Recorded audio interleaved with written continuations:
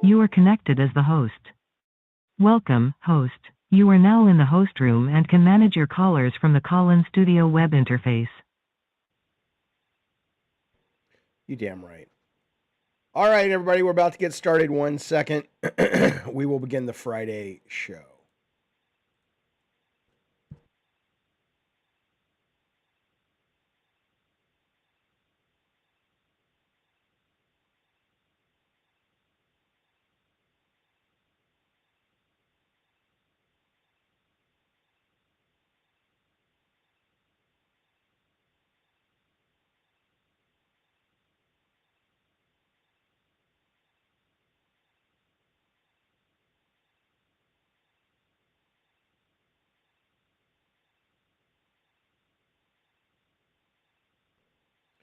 Well, welcome to Gavin Games for Friday the 18th. It is nice to see you. You know what I was trying to think about before we start the show?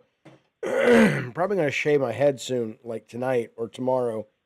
But I got that Wolverine thing going on. I mean, he doesn't have the bald spot like I got, but I got that going on, that owl thing, you know? You can do a lot of weird shit with that hair, right? But I'm just going to get rid of it. All right. What's up, fellas? Excuse me. Of course, the minute I start, hang on.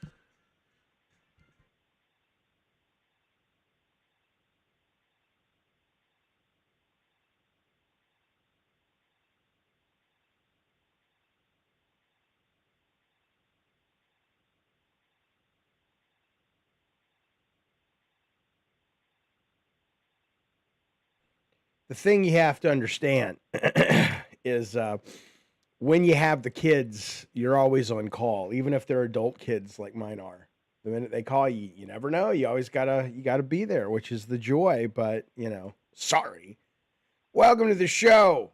It's a call-in game discussion show. You know how it goes. 888-910-7235.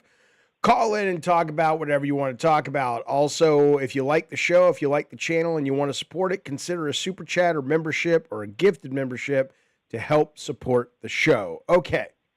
Hello, Morgan. Good to see you. Well, it isn't. Morgan says it sounds like an excuse, Jaffe. Well, I mean, they're my kids. What am I going to do? You got to be there. You are 24/7 on call. That's the deal you make with them. You have to make that deal with them. I hope that's a deal most people make with their parents. All right. Let's talk about video games. Well, before we talk about video games, I want to talk about this. I want to talk about the fact that at least my Twitter thread seems to be filled with either an actual viral thing or Taco Bell paying for it to be viral, which is their new Baja Blast flavor. I see like every 20 posts is somebody talking about it. I'm like, oh, it's their first new flavor in 20 years or something. I'm like, okay. So I picked one up today and no, it tastes like fucking medicine, man. It tastes like Robitussin. I cannot understand why people are excited. Baja Blast Mountain Dew is pretty good, but this new one, which is called like Midnight or something, is good God, no, it's disgusting. It's gross. It tastes like medicine and licorice and go fuck yourself. Chris, hey buddy, do you have an itch to make one more AAA game? No, I have very little desire to go back into video games. There are a couple of scenarios where I would be interested in either doing some consulting or working on a video game as a director, but it would have to be very, very specific, and it ain't just a run-of-the-mill AAA game. Where did it go? Oh, hey, there you go. What's up, Anna G? Good to see it. No, the hair grows back fast. I'll get rid of it. It'll come right back. Don't worry about it. And Vader42, always good to see you, buddy. Thank you for all the support. Code Red will forever be the best flavor they have. Yeah, no, Code Red's pretty good. And I like them when they do the freezies or the frosties or whatever they call them. But this new one, let me know if you've tried it, but I think it's just disgusting. Really, really, really gross. Spazbo says Midnight is so old. We had that flavor when I worked at a convenience store. Yeah, but it's not the flavor. It's the flavor mixed in with their Baja Blast, basically. But all that said, though, I don't give a shit if it's old or new. All I can tell you is it's fucking terrible. It's not good at all. Okay. Well, let's talk about video games, my friends, and let's see what's going on in the world of the games. I will say this is pretty interesting.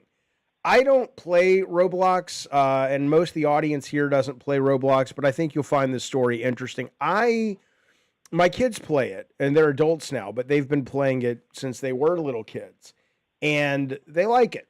But you know, there is a reputation that game has for collecting PDF files and bad things happening because you know people are fucking weird. They're just fucking weird, right?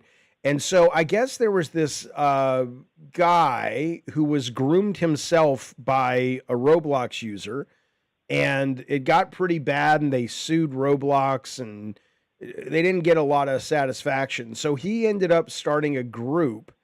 His name is Real Schlep, and Roblox sent a cease and desist letter to him recently. He has basically gone on Roblox, and found predators, and him and his team have confronted them, and it has resulted in 6 IRL arrests of actual child PDF files. And excellent. How can you complain? Well, Roblox, for whatever reason, said he had run afoul of something, and they canceled his account and banned him, and you know, says he has to stop or whatever.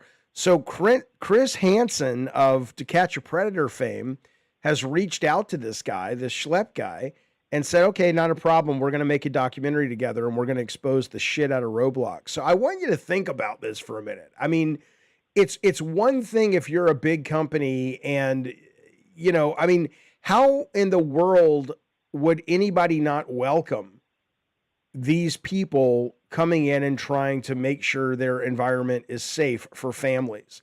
Roblox kind of consistently has a problem with this. And I understand that if you are a creepy person going after children, Roblox would be a prime target. But you'd think Roblox would be like, okay, we're all about fixing this problem.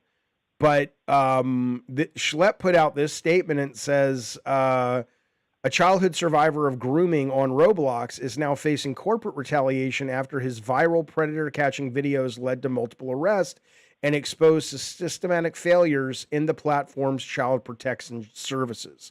So I don't think we've heard anything yet from Roblox. I think they're going to end up kind of coming out and making some kind of statement like, of course we support them, blah, blah, blah. Like, I'm not entirely sure what their angle on this is going to be, but you know, it's pretty damning for them as a company, but we'll see. I mean, good for Chris Hansen. I'll watch the shit out of this documentary because apparently it sounds like it's not just going to be a documentary on this guy Schlep. It's going to be a documentary on Roblox in general, and how they handle kid safety issues. So I'm super engaged, super interested in where this story goes. I'm not worried about my kids because they're adults, but it is still, you know, something you got to keep an eye on. Shit's pretty crazy out there. Look at this. Now I've waited to watch this with you guys as pals. Rocker Matt, I don't know, buddy. I'm not entirely sure about Twisted Metal Goals at this point.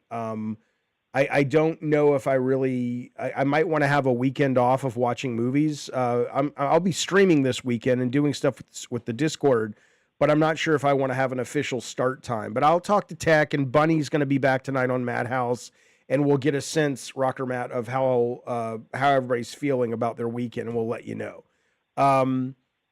This is from Kotaku. I wanted to wait and watch this with you guys. The Bodycam footage revenge thriller could be the gaming's next big controversy. It's called Better Than Dead. And let's just watch the trailer together. It says it's about a woman who escapes, I guess, like sex trafficking and goes on a revenge mission. And the trailer looks pretty fucking good in terms of realism. But let's watch it, and then we'll talk about it and see if Kotaku's making a mountain out of a molehill, or if this is a real potentially interesting game. Here we go. They left her for dead. That was their first mistake. The second was hiring that guy as the voice actor. Certainly looks good. Can you believe games look this way?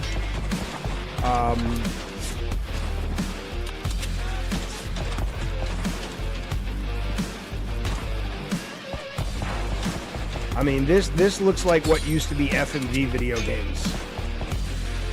I cannot believe this is real. I'm not entirely sure why this is controversial. She erased them.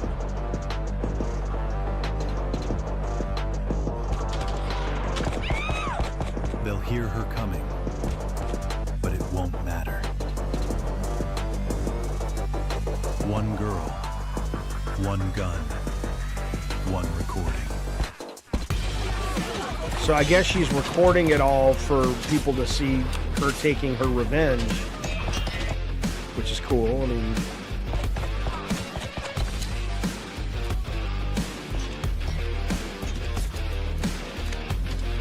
I don't know. My mind is blown that video games look like this. This is nuts to me.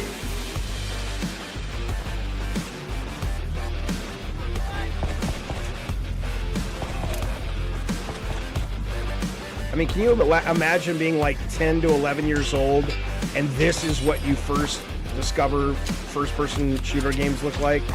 What is your game going to be when you're 50, when you're my age? It's She remembers insane. Every face, every scream, every laugh. She's not here to survive. She's here to finish it.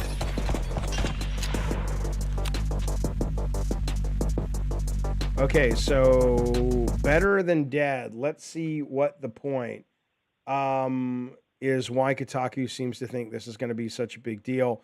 Real world violence is something I avoid. Most people, I'm able to separate fantasy and reality. It says, when the game brutality is depicted in such a specific format, complete with the curving of the fisheye lens and grainy textures typical of low-grade video recordings, the line for me is blurred, says the writer of this article. As a result, the footage that we just looked at swam down the uncanny valley at times looking completely photorealistic.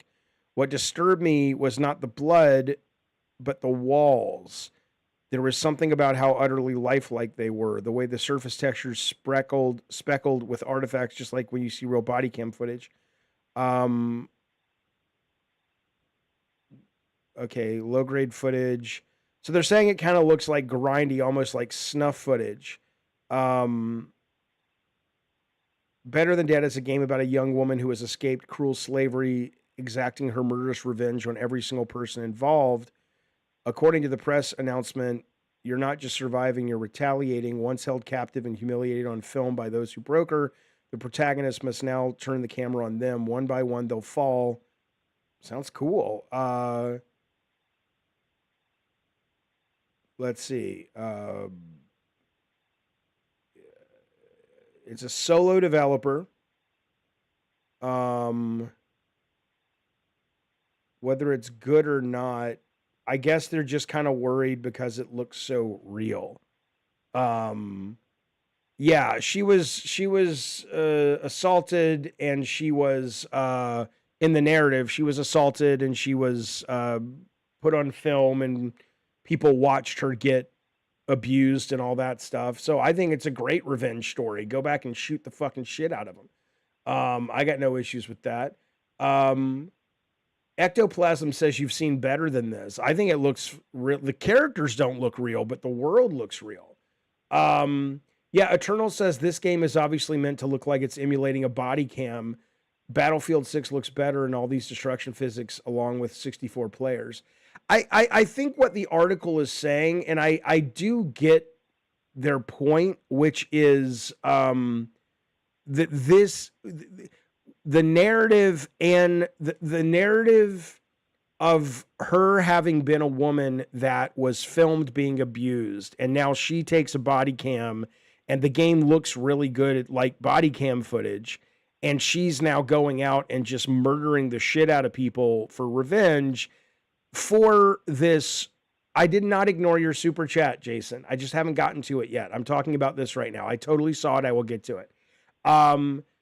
I think what they're just saying is that to them, maybe this hits a little close to home, especially that we've seen a lot of this stuff now starting to happen on Facebook Live. There was a guy last night on Facebook Live that was shot sitting in his car. These streamers getting shot out in the world. So, you know, they're probably just trying to make some clicks. But I like revenge stories. I like grindhouse, bloody, fuck you, you fucked with me, you fucked with my family, we're going to fucking destroy you. So if this actually feels pretty visceral and powerful, I'm super fucking in. But, you know, it probably won't be a very good game. If you actually just look at the footage, it just looks kind of repetitive already. It looks almost like a virtual cop game that happens to not be on rails. So, but anyway, they don't have to play it. I'll show up. I'm going to play it. I'm excited for it. It looks interesting. To your super chat though, and thank you for that. We appreciate it, Jason. No, he says, didn't you say you'd react to Twisted Metal? You promised. I am going to react to Twisted Metal. I already made a video about the first 3 episodes. When I watch the next 3 episodes, I'm going to react to those. I'm not saying I'm not going to watch it and react to it. I'm saying I may not do an event this weekend where we watch it together, is what I'm saying. Maybe it's not for everybody, but video games are as low consequence as it gets as Eternal in terms of detrimental impact on real life. I'm sick of them being blamed. I don't really see that all that much anymore, to be fair. I don't see a lot of people actually blaming video games for what people go out and do. That used to be a much bigger thing. You know, what was that guy's name? The attorney that was going after Grand Theft Auto and saying it's a murder simulator and all this shit. I don't think that's a really big thing anymore, but you know, I mean, I'm sure video games do affect us, in some way, mostly positive, but negative as well. But everything else does as well. We're going to basically just take any and everything that could possibly, push somebody over the edge and get rid of it. I don't think so. I think video games are mostly harmless as Nugget, but there's probably a few cases of them triggering some dark shit. I don't think that is even my concern because that's so rare. I think it has more to do with, you know, there's so much we don't understand about how video games work on us, right? Like even something as simple as third person, first person perspectives. For some people, that really matters. Like they will not play a third person game or they will not play a first person game, not because it makes them sick necessarily, but because they just, you know, it's either too intense or they like to see their character and for me, when I play games, I don't even pay attention if it's third person or first person. Like it means almost nothing to me unless it's hurting the gameplay. So something as simple as that and not really understanding how interactivity affects us. Then you start throwing in doing things to characters in the game. And to some people, those characters in the game are just play pieces like, you know, board pieces for a board game like Monopoly. And other pieces, other players, they really look at these characters kind of like they're real. And I think everybody's has a varying degree of how that affects them. And so I would not say that we can just wholesale write off, oh, video games don't cause any good or bad effects on anything. I don't think that's the case. I think we just have to be okay with the fact that we don't know yet. I didn't miss the super chat. I got it. I got Jason's super chat, but thank you, Anna G. I appreciate that. Okay. Where did that go? My uncle used to have this stupid thing about not playing first person shooters until I showed him he was being stupid. Yeah, you know, but not everybody, you know, everybody's going to respond differently. Okay. I think games cause no different effects to any other art, says Morgan. I don't agree with that. I mean, I absolutely don't agree with that. I think every art form will affect you, or every medium will affect you in a different way.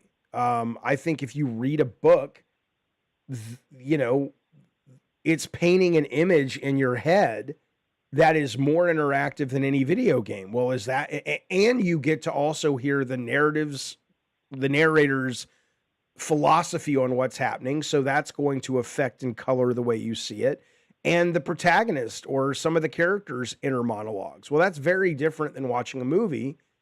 And I think both can be incredibly effective, but in very, very different ways. So I don't think you put them all into the same bucket. I don't think that works that way. Jaffe, did any journalist ever go after you and your team for a game, specifically Twisted Black? Well, a journalist, no. As far as I can recall, no. What I can tell you is, and it's interesting, this article that I was going to bring up next anyway. Yeah, Captain Pete says watching John Rambo versus being John Rambo. These are very different things. God of War was about playing a character that felt like you were watching a character in a movie. What I love about Indiana Jones and the Great Circle is it doesn't feel like you're playing the movie. It feels like you are living in those shoes as a simulation of Indiana Jones. They're very, very, very different things. And even Eternal says video games can impact people emotionally and more vividly in terms of immersion. But so far, I've not seen evidence of someone playing a game that got confused. Well, a couple of things, and then we'll move off this topic. But first off, I don't think most people get confused about what's real and what's not real. I think it's this kind of insidious affecting of your psyche, and not even in a bad way, but you start thinking about how to problem solve. You start thinking about maybe subconsciously people as game board pieces and as means to an end instead of an actual human being, right? I mean, that's the kind of stuff I'm talking about that seeps in and maybe affects the way you view reality, not because intellectually you think about it like that, but if you spend enough time playing video games and NPCs are a means to an end, I have to assume that probably maybe seeps into your real life of seeing people a little bit less as human and more as what they can do for you. Just kind of a thought. And people have different responses to immersion. I watch my brother play video games and he's ducking and moving around and stuff when he was playing Killzone. And I'm just like, because it's like the last first person shooter I saw him playing. And it doesn't affect me at all like that. People are okay with the murderous hero killing bad guys for decades. The minute you step into the role, bad, says Captain Pete. I don't think I'm not saying it's bad. I'm not saying it's bad. I mean, this is Kotaku. They're engaging. I don't think most people, I think it sounds great to play a victim who gets to strike back on assholes. I'm all in. I'm all in. Tech says, make sure to like the stream and let us know your take on the current topic in the chat. You goddamn right. Or give us a call. 888-910. I think that's the number. 910-7235. And we will take your call and talk about what you want. But when somebody was asking about not politicians, journalists hitting us up on games, we did get hit up, believe it or not, on Twisted Metal 1. And we got a letter from the exact same people who are now bitching about Nintendo, which was PETA. PETA today called for Nintendo to redesign the Mario Kart World cow with a nose ring. They said nose rings are used by the meat and dairy industries to exploit, control, and even drag animals to their deaths. Leave the rings to Sonic and let the cow breathe free. So, whatever. I don't have a real problem with this. I mean, I think PETA's, they're intentionally inflammatory, but I think their heart is always in the right place. But they did reach out to us in Twisted Metal 1 and said that you can run over dogs in this game and the dogs yelp and it's awful and you need to take it out. And I got the letter and I'm like, no, you can't.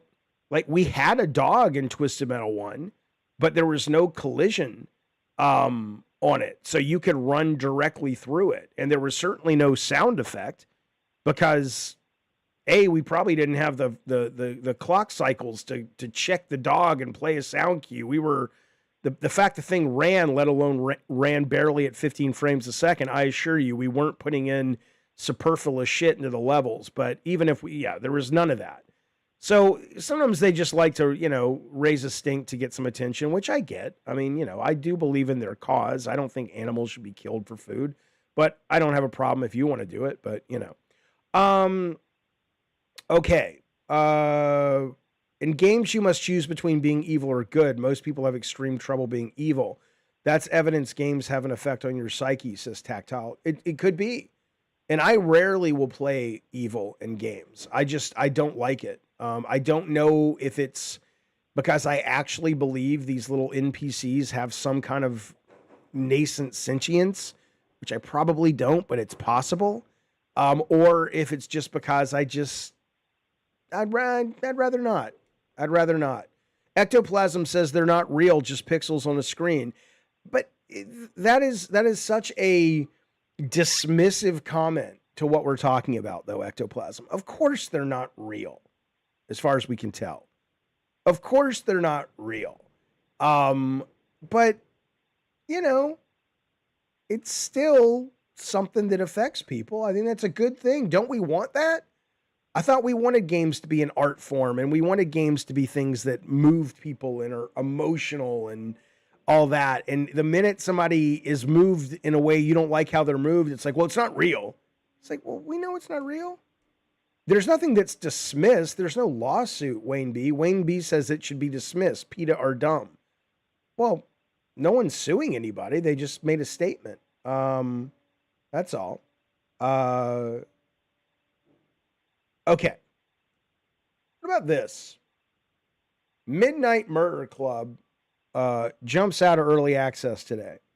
Now, I have this in my Steam library. When I first heard about this, I thought this was one of those social deduction games like 3D Among Us. And I was just kind of like, not for me. But then people were like, no, it's a shooter. And it's a shooter where you're playing mostly in the dark with light beams. And somebody had, there was a game on Xbox that launched day one on Xbox Game Pass that was similar, but clearly this is much more, polished and produced in quality. Has anybody played this? Is this worth anyone's time? It seems like a neat idea. Playing a shooter in the dark with just light. And then there's the cards that affect. It seems like this is something that more people should be talking about, unless it's just shit. It's $10, says Eternal, and you can invite 5 friends. Cool. But can somebody educate me, or has nobody played this? Because I might play this weekend, just because I'm like, fuck it. It's interesting. Most multiplayer games that are interesting tend to be over-designed and too complicated to really build a fan base. But if I play it this weekend, and if I can invite people, up to 5 people, I'll send some invites out to members of the channel, and if you guys want to play with me. But it looks cool. It's on PlayStation 5 and Steam crossplay. I think this is a first-party published game, actually. So let me know if you've played it. Let's see what he says. Hide and seek. Yeah, he says it is hide, seek, and shoot in a pitch black mansion. We wanted to make a first-person shooter that felt like a party game where it's tense and spooky, then chaotic and hilarious. When you're alone, sound becomes everything. With our dynamic proximity chat, every whisper, scream, and footstep gives away your enemy's position. It sounds pretty good. Yeah, right. Yeah, Anna G says it looks awesome. All-time peak on Steve is 178. They also just added a co-op PvE mode. Graveyard Shift can be played single player or with a friend. You must search the shadows for cursed relics. Once found, you must bring them back to the waiting vault. Okay, so it's a little bit like Repo in that way. All right, well, I will be playing it this weekend. I'll be streaming it probably. If you guys are interested, let me know. That's a neat idea. You always want to support the neat ideas. Speaking of ideas that aren't neat, there's no transition there. There's no transition there that I can make work. Fuck you. But I will remind you of a couple of things. Number one is I should put the phone number on the screen. when I'm on this particular screen. 888-910-7235. 888-910-7235. If you are in any way, shape, or form interested in calling in and talking on the show. The other thing I will say is if you're interested in supporting the show with your generosity, we take super chats, we take memberships, we take likes, we take subscriptions. We would love to keep this show running for a good long time, but we need the money to do it. We're just like PBS. Oh, let me rephrase that. Now we're like Prager University. See, we're going to hell. We're burning America's over. So keep that in mind if you want to support the show with your hard-earned ducats. We appreciate it. Okay. So there was this article in The Guardian, 50 Cent Bulletproof. 50 Cent Bulletproof. Now, I remember Blood on the Sand came out later, but Bulletproof, I think, was the first one. And The Guardian wrote an article about the 20th anniversary of making this game. And it's really weird because I've never played this, but I've heard enough about this where people over the years, it's kind of become something that whenever I hear anybody talk about, I think Bulletproof was the first one, but both of them, but specifically Bulletproof, when I hear people talk about it and I go, why are people consistently saying this is a good game? When this came out, I thought it was just kind of, it came and went and got lambasted by critics, but it continually pops up as like, oh, that was a really good game. Even Tech right now in the chat is saying it was a great game. You can't get it. The only way to get it at this point is if you buy a physical copy and then Eminem is in it. Yeah, he plays the police chief, the corrupt police chief. And Dr. Dre is in it as well, who I think sells 50 Cent and his boys, which is called G Unit weapons. I think that's the structure. Well, yeah, the Wheelman game, Chris says it was around the time a lot of celebs were in video games like the Wheelman from Vin Diesel. Yeah, but that game was terrible. But apparently this game's a pretty fucking good game. It's a solid, good B game. Although Wayne B says I played it, it was okay. But the costs have gone way up. Like, so if you want to get a Xbox 360 game, the cheapest I could find this one was $70. And this is the sequel where he goes to Iraq. I can't find Bulletproof, but I think it's because you can't buy it digitally. You have to buy it physically and then play it backwards compatible with Xbox. And a lot of it's probably because of the licensing and stuff. But clearly, the guy on The Guardian, at least, and the people he interviewed, a lot of people had really fond memories of this game. They made it in 11 months. It was originally going to be open world, very GTA, but then they're like, we only have 11 months. Are you out of your fucking mind? Apparently it did really well financially. 360 game prices, as Easy Does It, are crazy right now. What's the reason? It was on PS2, but if you want to play it on PS2, I think you have to have the physical disc, right? Is PS4? Let's see if it's on the PlayStation Store. I doubt it. Because is PS4 backwards compatible with PS1 and 2? I know it's not 3. Okay, so PS Store. You can play it on emulator? Yeah, that's probably a good point. Let me see. It's not on the PS Store. I want to see that. I want to check. What's it called? 50 cents.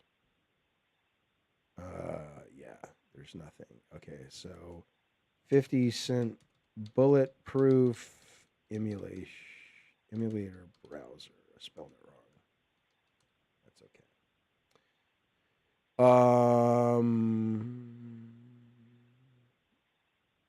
Yeah, see, I've never figured out how to emulate off of browsers because I don't like having to get all the ROMs and all that. I don't know where to go to find them. I know it's easy, but whatever.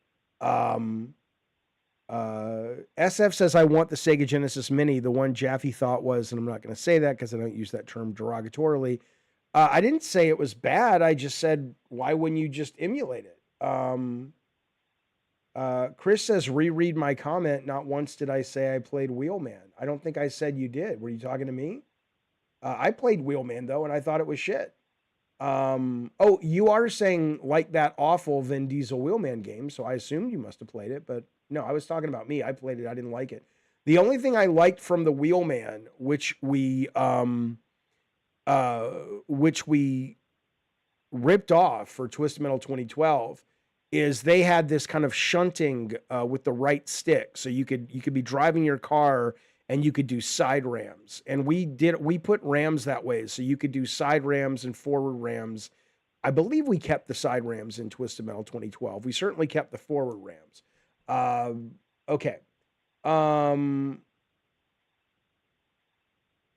Okay, let's move on. But anyway, if you're interested, 50 Cent's having its 20th anniversary.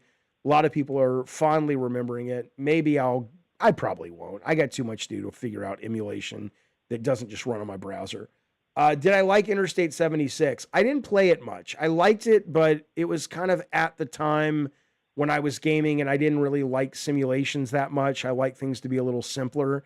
And I remember that it was kind of, it was a little too complicated for me to, not complicated, but it took too much of an investment to figure out how to play, so I just kind of walked away. We played Ninja Gaiden 4. I want to know, there's the one thing I'm curious about. I hope they break this up, but I can't stand IGN's video player. Mitchell, you were kind enough to... I just want to know, story levels are gonna look... all I want to know is the game hard? And they say they're going to answer that, but God forbid they'd put timestamps on this goddamn thing. What do I think about Max Payne getting a remake? It depends who's remaking it, but I definitely like Max Payne. Friends at Digital Foundry, so we don't have... flavor than anything else.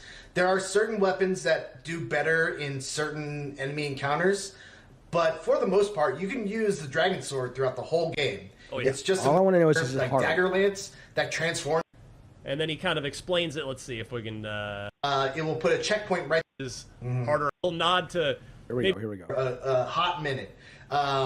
Anyway, but it's not like...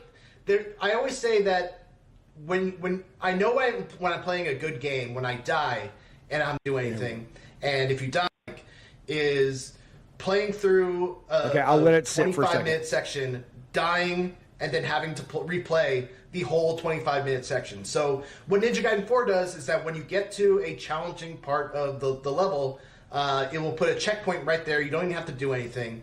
And if you die, you restart that fight. So there were two main spots that I had some issue with. One was the fight right before the boss, and the other was the actual boss itself. And both those times, you die, you restart right at the beginning of the fight. I think one of them even has a checkpoint mid-fight, but I'm not. Don't quote me on that. I'm not sure.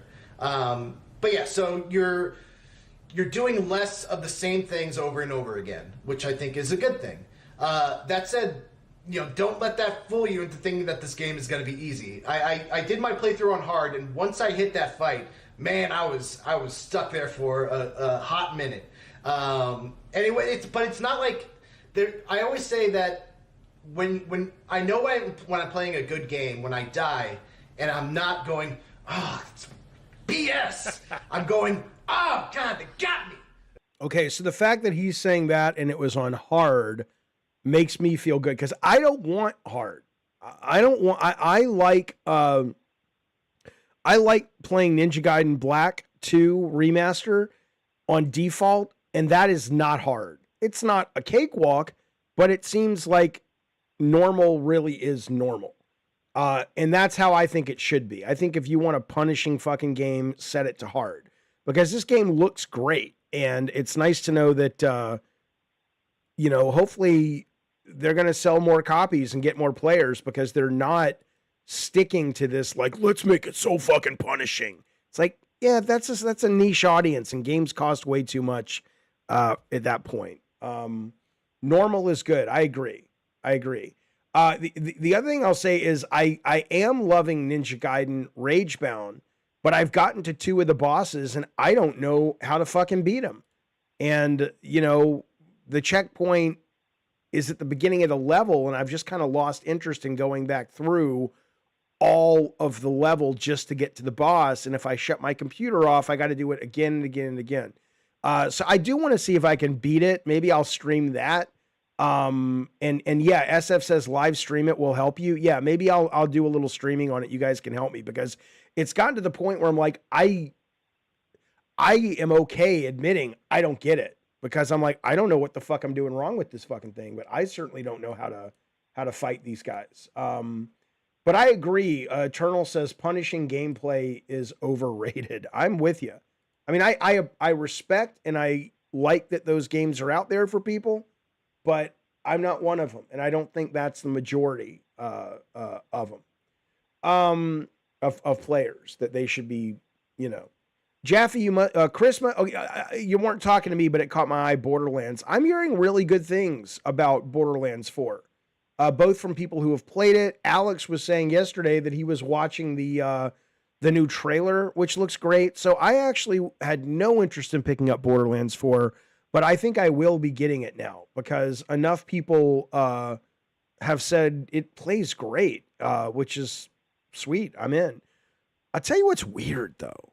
So I want to talk very briefly. I know a lot of people who watch this show are not big fans of Call of Duty and Battlefield and all that shit. But I loved the Battlefield 6 beta last weekend. And I was ready to pre-order it if the skins were good, which they're not, so I figured I'd wait. But I was going through a little bit of withdrawal, going, oh my God, I cannot wait to play it again. I'm dying to play this fucking thing again. And I have really not enjoyed it this second weekend. And I think it's just gotten too hard for me. And I don't know if it's because players have had enough time with it that they've just gotten so much better. I don't know if they've made some tuning changes over the week where it's like, are you shitting me? But what I loved about playing Battlefield last weekend was I liked that zone in between. You know, it wasn't just run and gun like Call of Duty, but you had to kind of, you know, carefully, you raised your scope a lot more often. You took cover a lot more often. You know, it felt more immersive because you had to really put yourself in the scenario. Yeah, like SF says, Battlefield is way more strategic. And I absolutely get it. And that's what I was loving about it. But now it really does feel like I take, you know, I'm being very careful. I'm being very measured in how I move, almost to the point that it feels like I'm playing Rainbow Six Siege or Arma or something. But even then, somebody gets the drop on me and it's like, and I'm like, I mean, what the fuck? What the fuck? So I'm going to still play it some this weekend, but I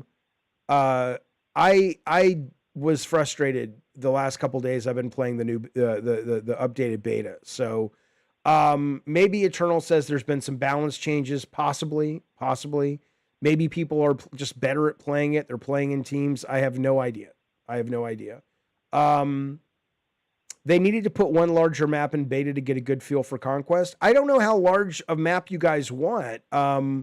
They added the New York large map. They have the mountain large map with the fighter jets. They have the city in the Middle East.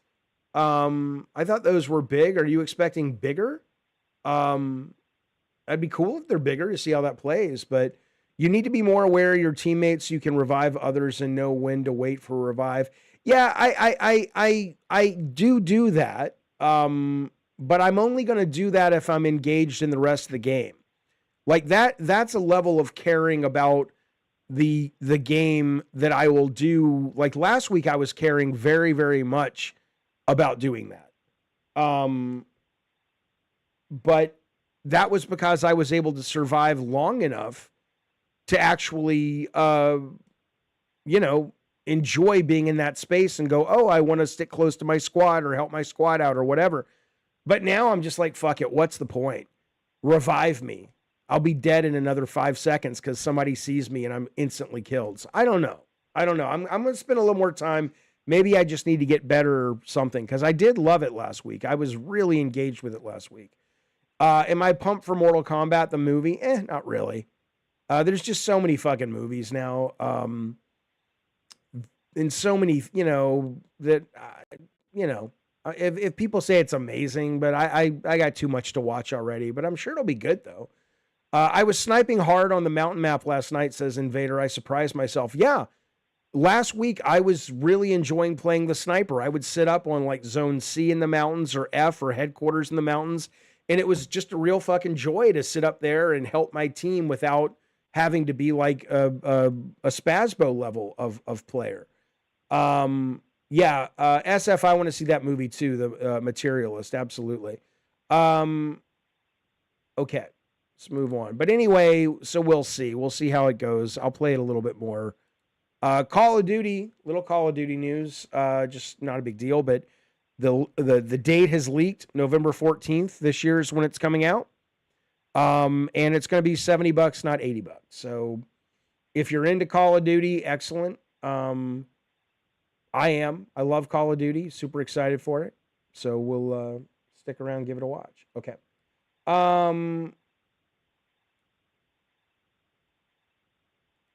That, 1 second. There's some new Ghost of, it's not, let me ask you a question real quick. Do you ever go, like, it is so amazing because, I usually go to news sites or Twitter feeds, but it's interesting sometimes to just go to the actual corporate sites of people. Like they're not even on my radar. But PlayStation YouTube channel is putting videos up and shit all day long. And it's kind of amazing. You can just sit here and get new content all day about games coming out. But I mean, they're most of them you'll never hear of, like Mind Over Magnet. Okay, whatever. I know back when we were doing Drawn to Death and we signed a contract with Sony, that was one of their things. And it's like, oh, we guarantee marketing by putting it on the YouTube. And we're like, that's not going to matter.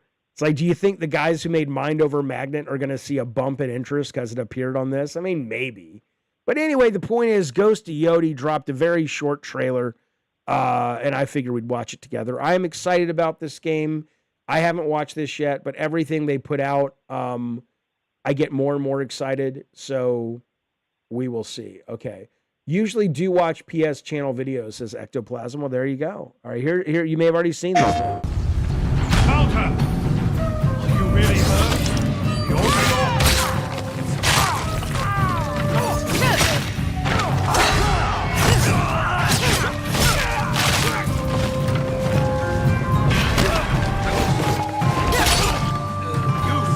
I'm not a big graphics guy, but I will say the graphics don't look very good on the enemies. They look very simple. Did he just call her a slut? Let's listen again.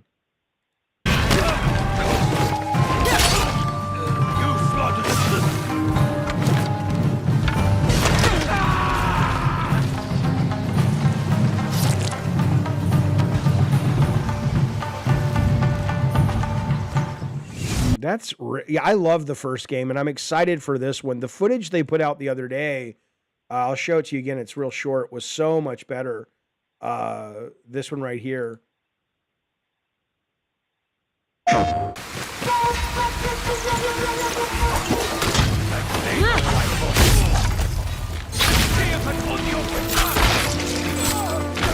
know I showed this last time, but I just think it's really good. And it's short, but...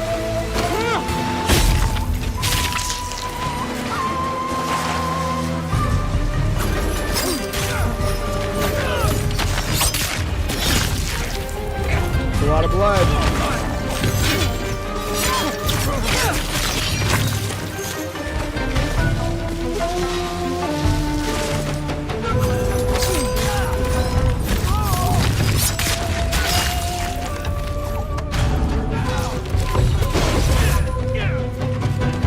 I love this weapon. This weapon here was so fun.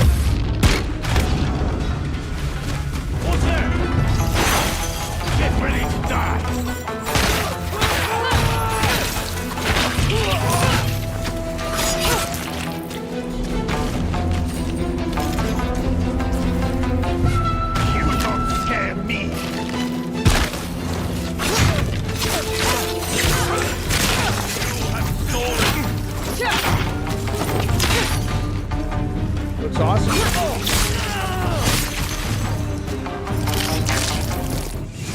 So okay, so let me answer some of the questions. Yeah, Wayne says I don't have any excitement for Yotei. I do. A lot of it is I love the first one, Yotei, whatever the fuck it's called. I love the first one, and what I will say is it's obvious if you look at like Wukong or if you look at Fallen Feathers or whatever, those games look a lot better. But I love Tsushima, and it looks like we're getting this here. I love the fact that this is an adventure game. It's an action adventure game. Whereas those games pretty much seem to be more combat systems based. Hey, Tech, are you watching the stream right now? If you're watching, would you mind putting both dogs in here? Because Calvin's coming up with Atlas, and they are bringing a desk or something. Hang on, you guys. We're going to pause the stream for I'll keep it going. But I'll be back in like 2 minutes. I got to do a couple of dad things real quick.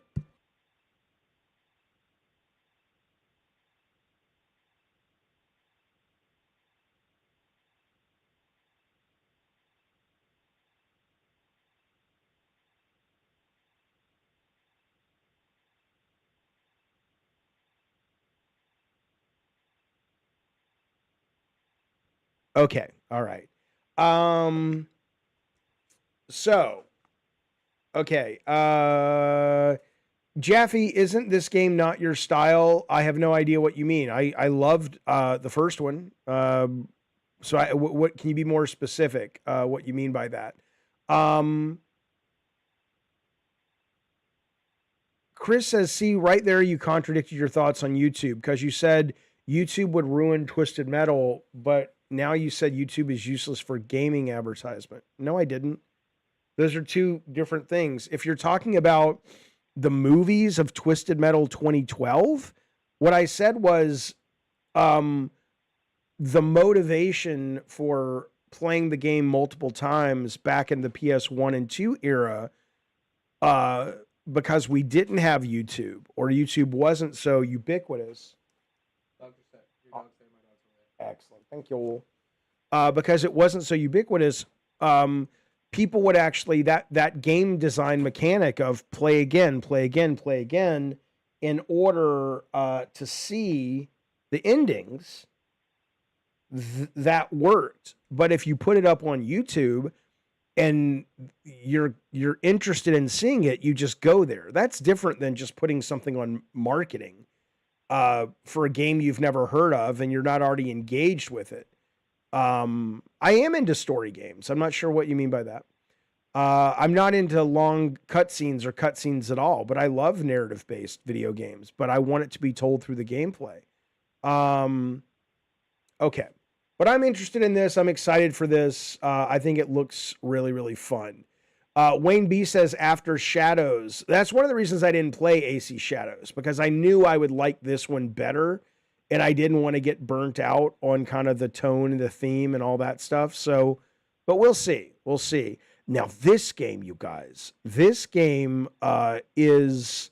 the demo is out. I don't know if the demo is out on console, but the demo for Gloomy Eyes is out on Steam, and I played it and I loved it. I don't know if you guys ever played Toad Treasure Tracker on the Wii U. That was too puzzly for me. Like, it was too much puzzle.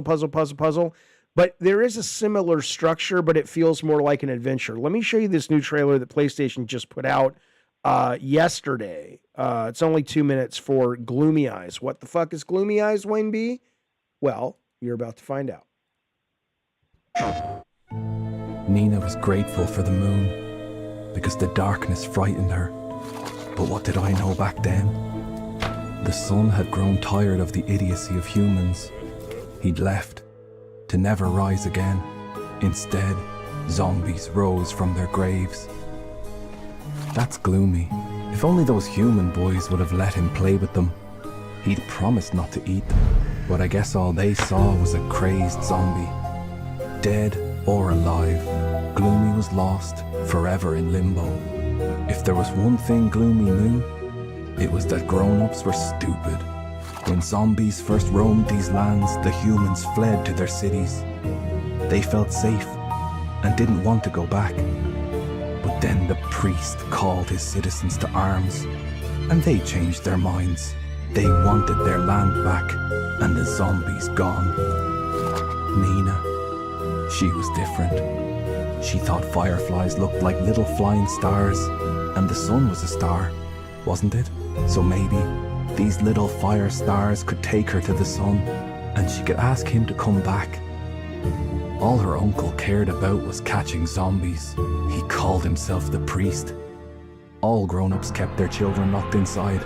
She really wanted the sun back. She would love to play outside with the sunlight on her face. She was going to find the sun, the boy. He was the first child to come back from the dead. Nina was about to embark on an adventure that could change the course of all our lives. But what do my thoughts matter to anyone? I'm just a gravekeeper. Right. So this is no, it's a game. This is their story trailer, but the game itself, I'll talk about it while I'm playing it in the background. If you get the demo, it's more of, there we go. It's kind of like this. It's kind of almost like what is that game? Little Nightmares, but I think it's better than Little Nightmares. It's got this kind of 3D rotating diorama aspect meets Little Nightmares. So it's an adventure game. There's not much combat. Yeah, I love Reanimal. Reanimal is from the team that did Little Nightmares 1 and 2. That I'm very much looking forward to as well. But this is really fun. This is a really fun demo if you like these kind of games. I recommend checking it out. As for Crimson Desert, yeah, there was a 13-minute trailer that came out today. They kicked that game down the road to like 2026. I'm not sure now when it's coming out, sometime in the first quarter. I have not watched the 13-minute video. I have it queued up. We might get around to watching it on today's stream, depending on how things go. But anyway, Gloomy Eyes, if it looks interesting, I highly recommend checking into it because it is very, very cool. Okay, here's what we're going to do. I'm going to take a 2-minute break because I've got to get something to drink. When that's happening, I'm going to put on a trailer. When I get back, we'll continue our conversations. Now, if you want to call into the show, 888-910-7235, use your phone. We'll talk about whatever you want, ideally video games. And if you want to support the show with your delightful ducats, consider a super chat or membership to show support to keep the show rolling along. We very much appreciate it, and we very much are looking forward to continuing to do the show for a very long time. Okay. Yeah, Anna G says I'm going to get the demo. Highly, highly recommended. Okay. I'm going to get a Coke. While I'm getting a Coke, here's what we're going to do. I have not watched this trailer. Okay, this is coming next week to Gamescom. We will obviously be showing a lot of Gamescom stuff and streaming it here. But I'm going to put this on while I go get a Coke. When I come back, I want you to tell me if it's worth watching. Okay, I haven't seen this. It's some kind of, what is this thing called? Survive a Zombie Apocalypse, 1990s Aesthetic, and Crisis X. It'll be featured next month at Gamescom. Massive open world survival game with up to 5,000 players. All right, here we go. Here we go. Let me know if it's worth watching a second time when I get back. I'll be right back, you guys.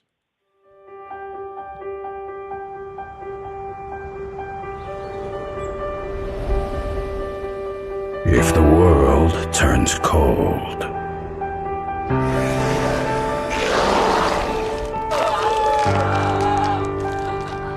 if crisis takes hold, if all can be retold, how would you choose? Alone,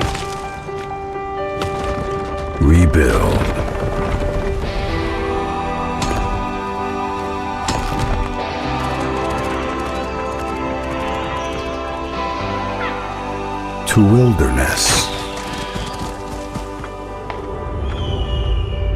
to horizons,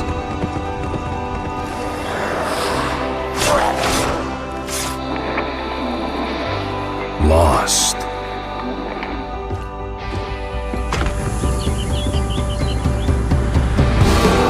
Maybe the way clears when we walk together. Collaborate.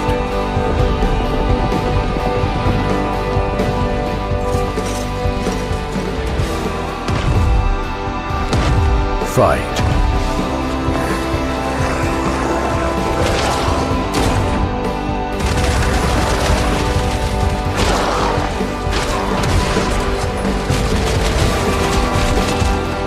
Side by side.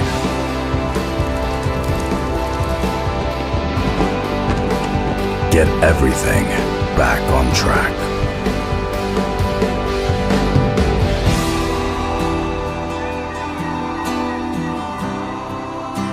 Allied.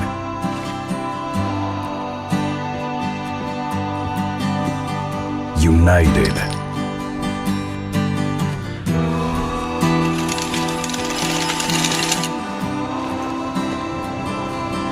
But people stay the same.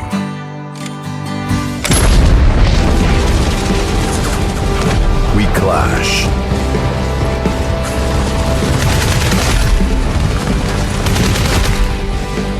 We claim.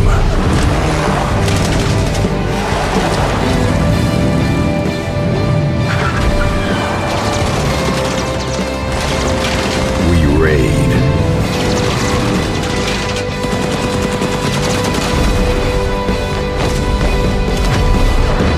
The livings become the real crisis.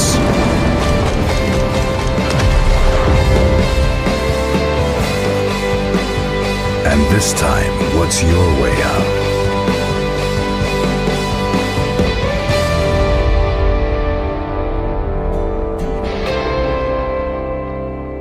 Survive your way.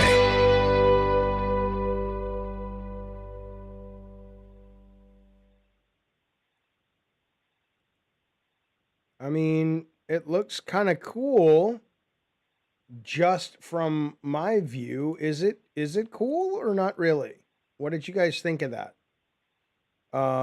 Is it worth paying attention to and keeping on your radar or what? It looks generic, says 2D Man, like AI made it by mashing everything popular into one game. Okay. Jaffe, you need to, okay. I don't read people's what's the word? Their health advice anymore. Not that I don't appreciate it, but it's just like everybody knows what everybody else needs.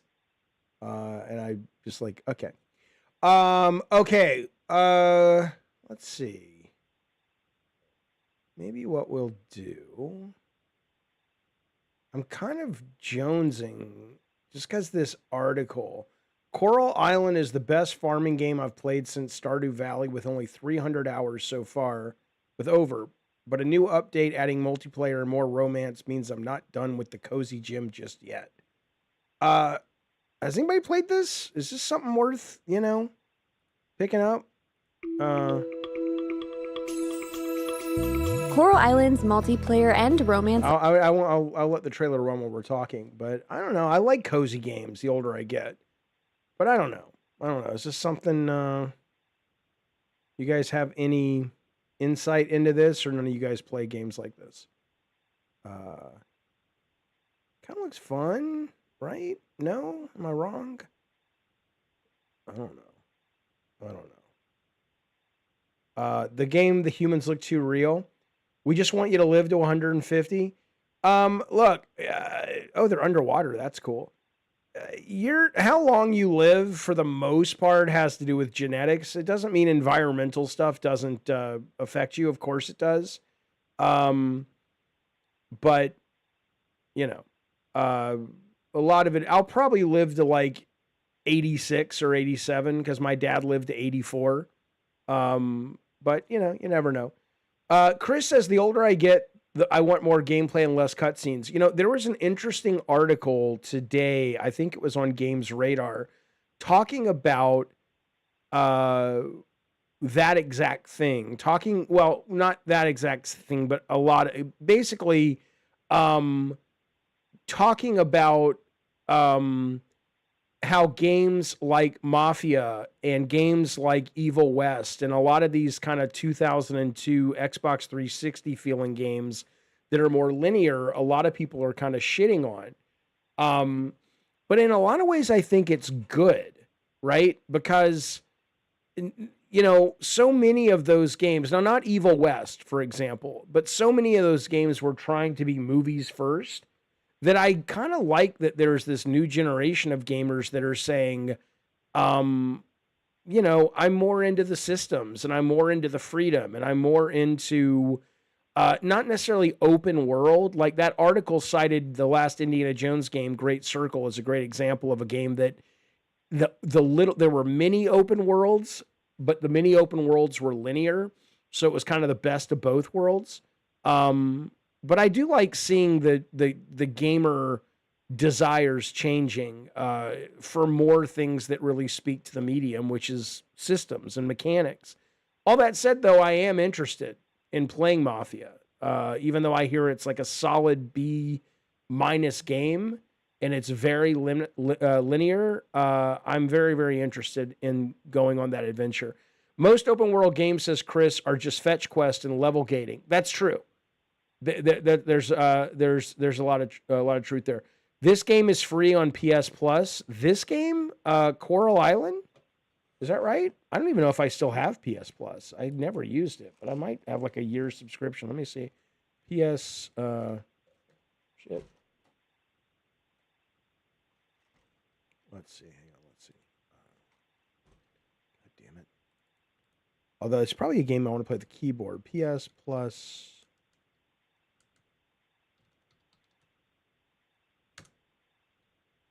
Let's see. Oh, just kidding.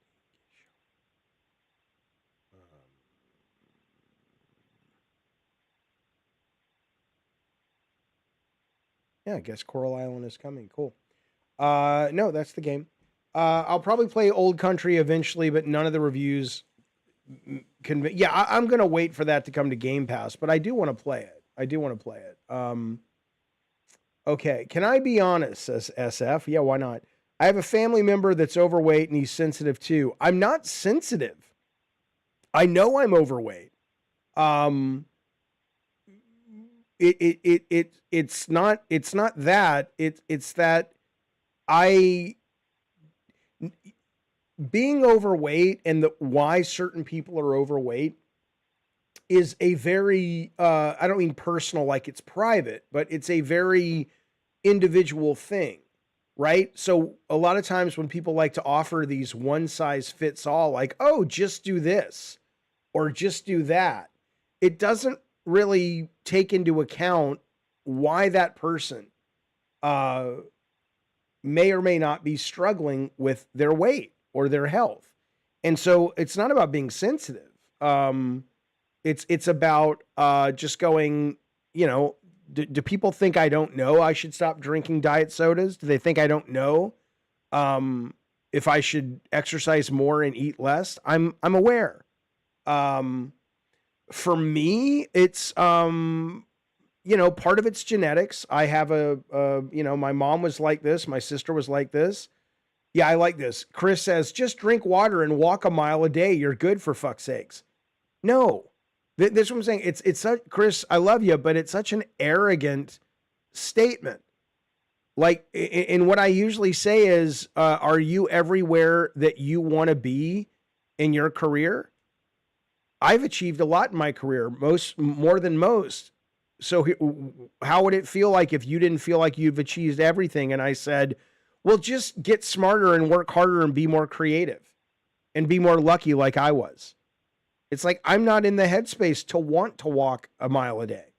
I'm thrilled that's how you lost weight. I love it. Good for you.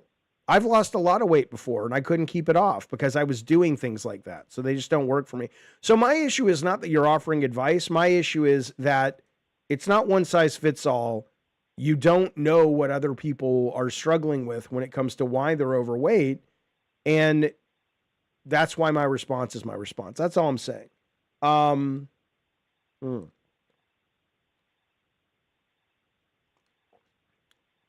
Okay.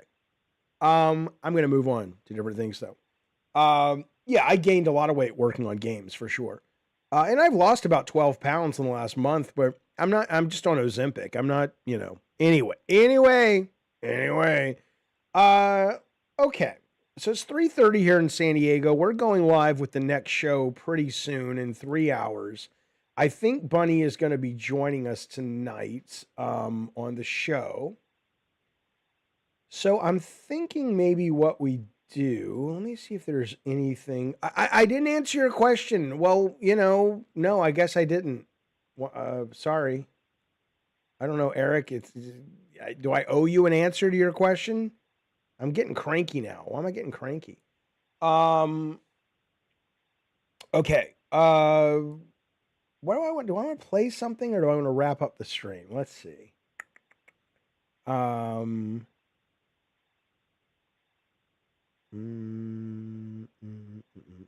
No, I appreciate it. It's not, I'm not bothered by you being concerned.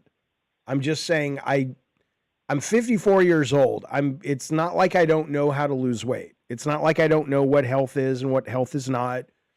It's not like I haven't lost a lot of weight and gained it back. It's this current culture we're in where everybody is an expert on everything. And instead of going, this guy's a kind of a smart guy, he probably has looked into his options. He's probably looked into sort of, he's probably had some lived experiences of, that's all I'm saying. Sometimes it's just like, guys, I got it, but I appreciate it. Thank you. Okay.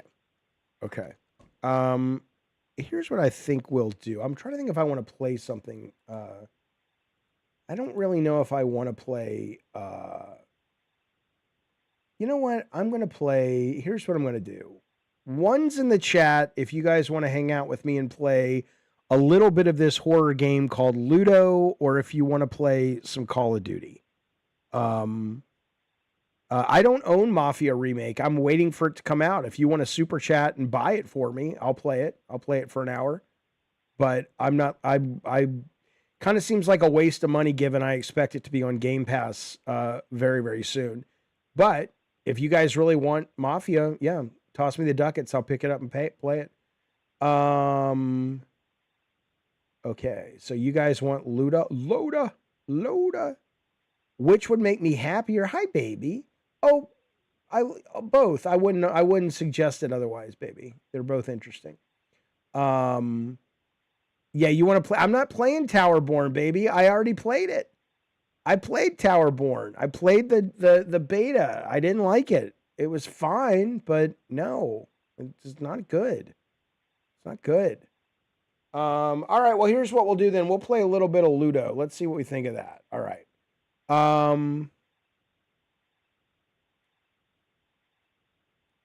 Bring it up right here. And let's see what we think.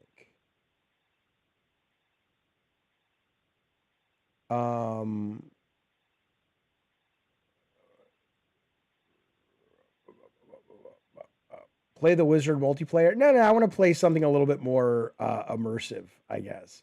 That was fun. I like that game, but yeah, I ain't playing. We're playing Ludo. Here we go. Don't buy Mafia. You will hate it. I heard Mafia is pretty good. I hear it's a very limited kind of game, but it's still really good for what it is.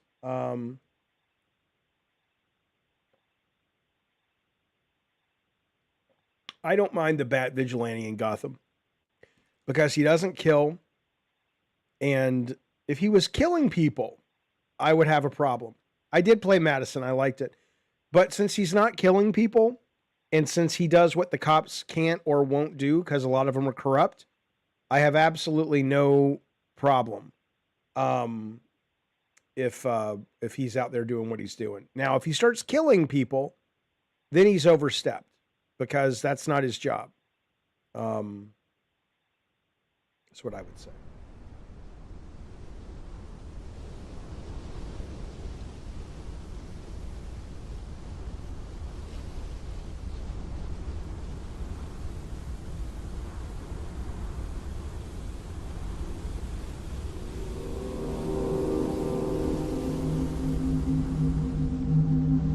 Who's Boss Grisham?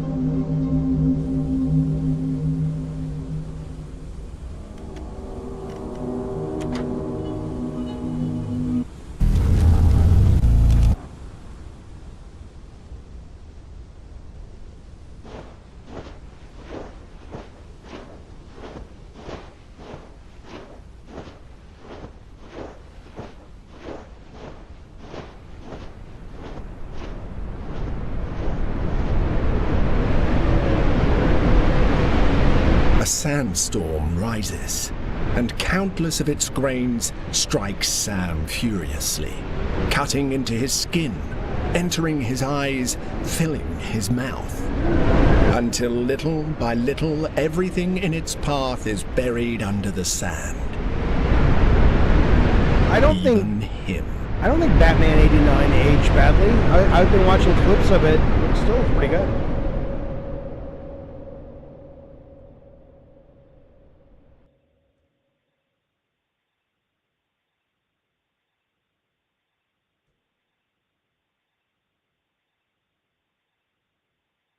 I do think when I was younger, I thought Jack Nicholson got way too much praise for that performance because it seemed so hammy and over the top. But since watching clips and stuff, there's actually more subtlety going on there that I never noticed. Fortunately, the first time. Sam is used to his many recurring nightmares, although he hasn't had this one for a long time. He doesn't know what it means, but whatever it is, it's happening again.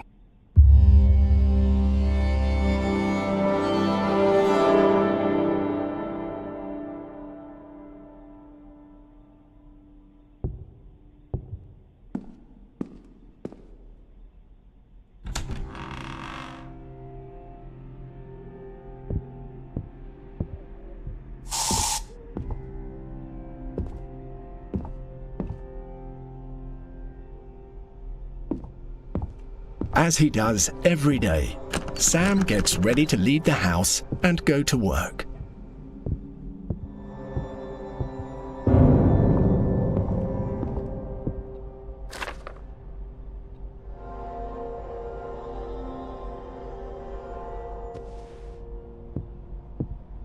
However, today he seems a bit distracted, as if he hasn't been here before. Probably because of the move.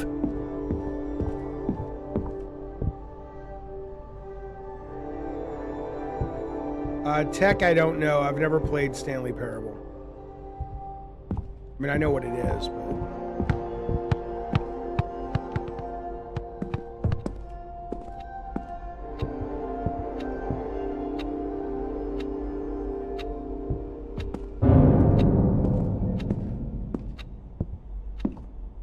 It seems he forgot to pick up the keys.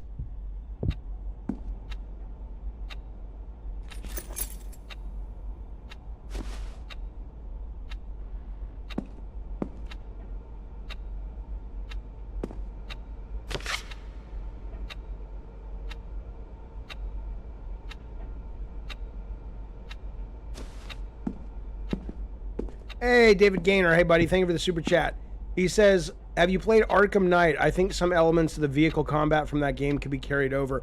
I have not played that one. I've heard people talk about it and say that the Batmobile driving, the omnidirectional driving, is similar to what I've been talking about for New Twisted Metal. But I haven't tried it yet, so I do need to. Thank you for the super chat, bud.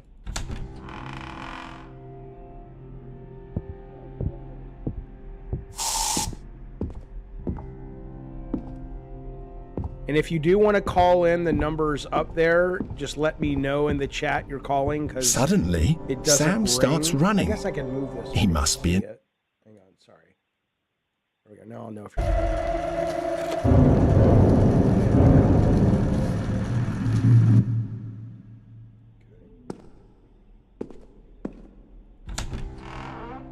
JR, A this new is day, called Ludo. and everything is still a mess in the house. Sam has barely made any progress with the move. Something has fallen.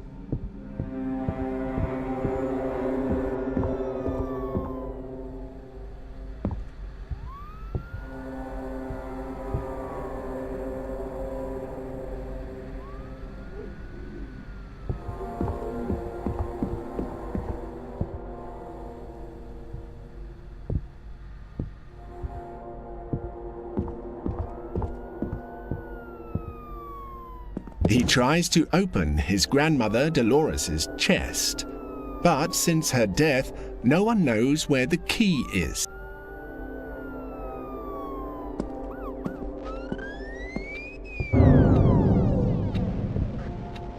He finds one of his old sketchbooks. Sam has always liked to express himself through his drawings, until one day he stopped.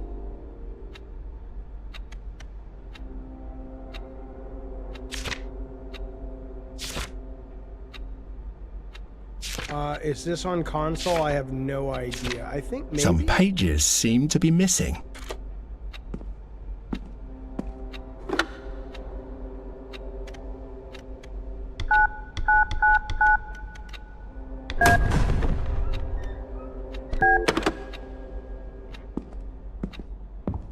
The door does not open.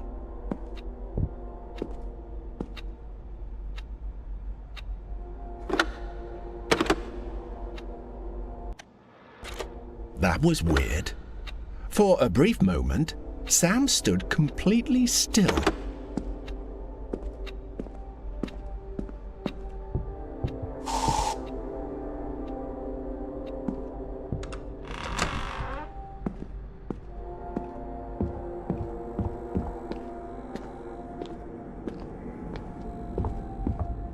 The basement. Despite being afraid of the dark, Sam used to come here all the time. Somehow, he felt safe in this place.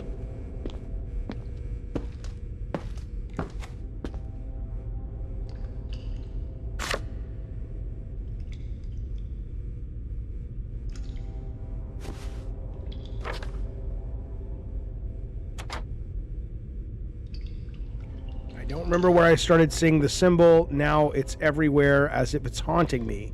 It doesn't seem to come from one of my nightmares because it appears in all of them.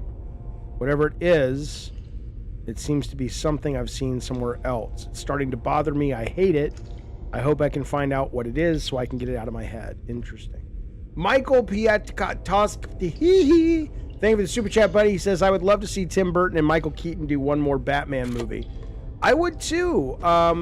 You know, I thought Michael Keaton being Batman was great in The Flash. I thought that was pretty fucking cool when he redid the character. And then I think he did a cameo, or he was in the Batgirl movie, which was never released, but maybe it'll be released now that the Wile E. Coyote movie's being released.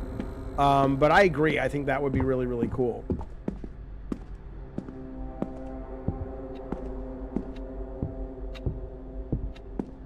This game is called Ludo. I played the Silent Hill game, the digital one, the one that was called The Note or something. I played it, but I got real bored of it. For So I some stopped. reason, Sam didn't mind that the air freshener upstairs activated itself.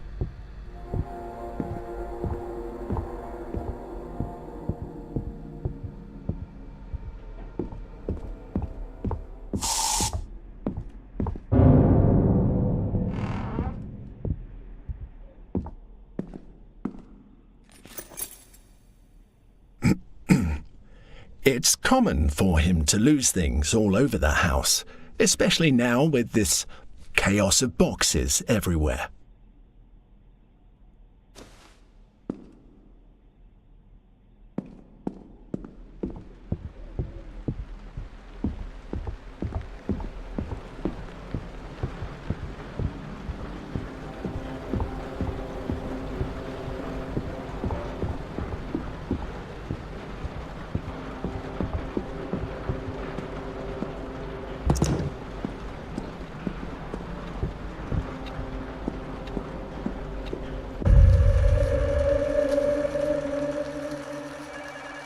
I honestly don't think PT was very good, JSD.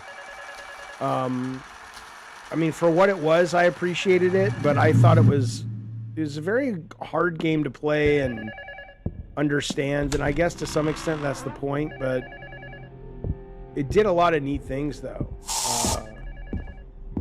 Yeah, I do like this, Ravnos. What is wrong with this game? I mean, you guys are such negative people sometimes. It's cool. The phone keeps ringing. It's an experience. Sam game. wonders who it Everything could be. have to have something with a gun? It's not that PT wasn't great. It was that it didn't make any sense. It wasn't intentionally confusing. Like you had to read a fucking website to figure out how to play it and solve it. I just thought it was annoying. But it was cool. You hear it, don't you? How much longer are you going to pretend to ignore it? I think Ravnos, because you're so negative so often that I just knee-jerk assume you're being negative. If you weren't, I apologize.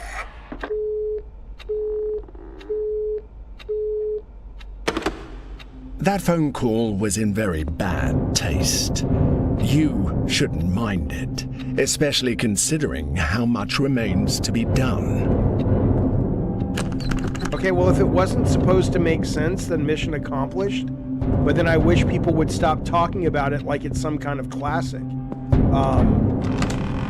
Because it had really cool moments, but it was kind of a very confusing, frustrating experience.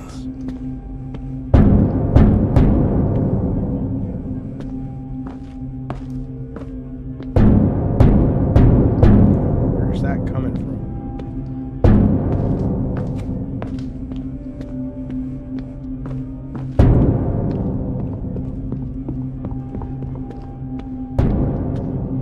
Sounds like that's coming from downstairs, but...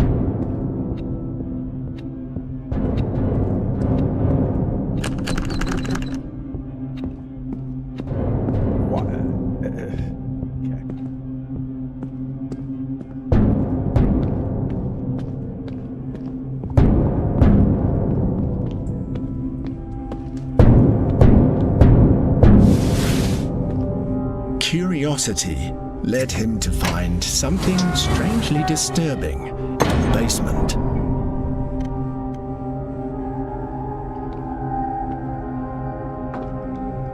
I don't know. I think there have been games that have captured the vibe well. I think Visage, Madison, but those were clearly built on the bones of how well PT was executed. I didn't dislike PT. I just think, you know, I think if you're going to call a game an amazing classic or whatever, it would kind of be nice if that game actually was able to be played without having to read a fucking Wikipedia article on it to figure out what to do. Silent Hill 2 Remake, 9. I thought it was amazing. What's going on with this game? Is it still... Is this W? Do I have a flashlight? What am I doing? Ravnos, what is the 10 Bells? Is that a game?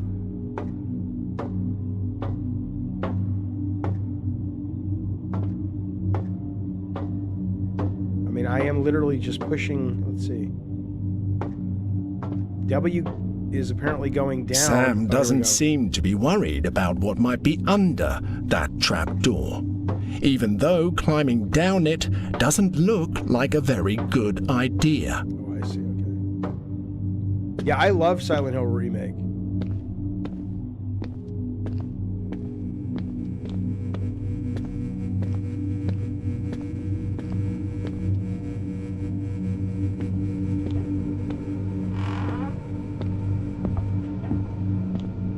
It was supposed to be solved collectively.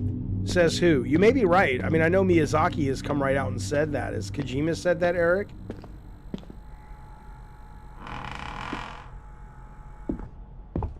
Many questions were going through Sam's head. Is this real? What is this place? Not quite your ordinary house, that's for sure.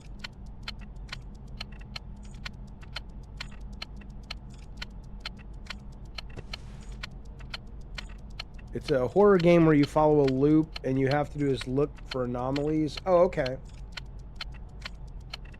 Yeah, I mean, I'm with you on that, JSD.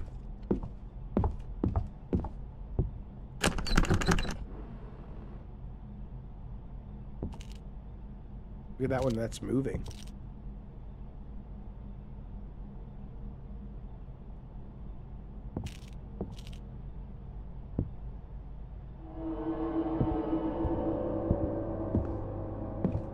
Alex, I don't know why. I played a lot of Battlefield last weekend, but like I said, I couldn't play much this weekend. I'm going to try to play it again, but what I played I didn't love. But I loved it last weekend, which is so fucking weird.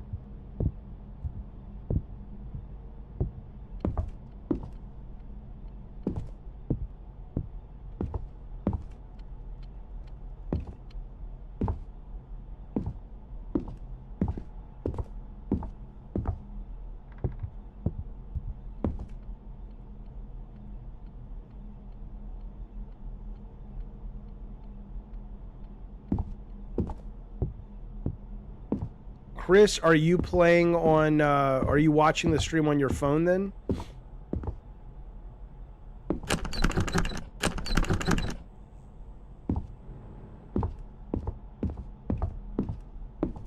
Duck?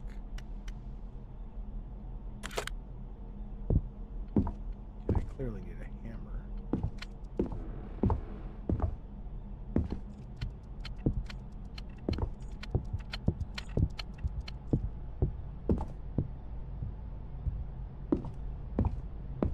Oh, gotcha, okay. There is a hole here. Someone has spent a lot of time trying to break through the wall.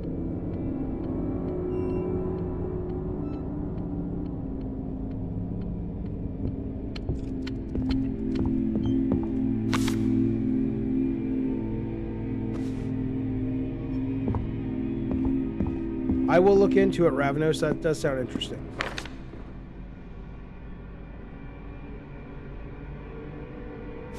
Well, Tech's gonna have to read that for me. I don't speak Spanish. I don't know what that note said.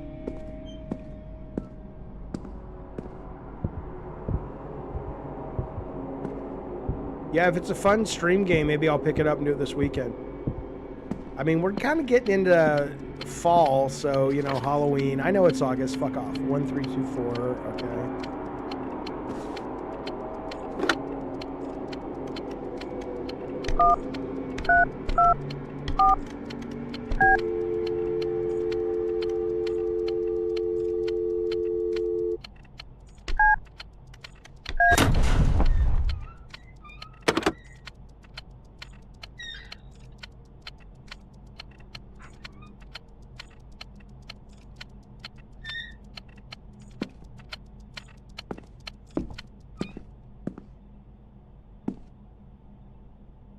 They already have their Halloween shit up? That's cool. I love that.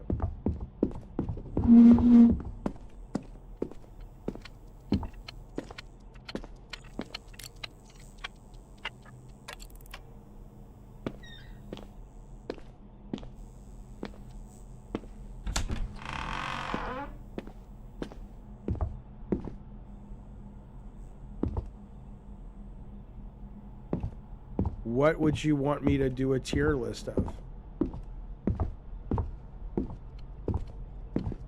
I do not have a favorite porn star.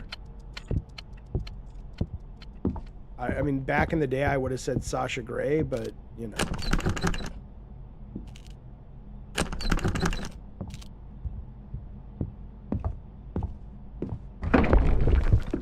Alright, I guess I gotta go solve that puzzle. A tier list of Twisted Metal? The games or the characters or the endings or just different things? Hello, Da Vinci's. Good to see you, bud. Yeah, people like their rankings. Yeah, I'll do a ranking stream soon. Rankings are fun. All right, I guess it's puzzle time. All right. Review sketchbook for ideas. Fine. I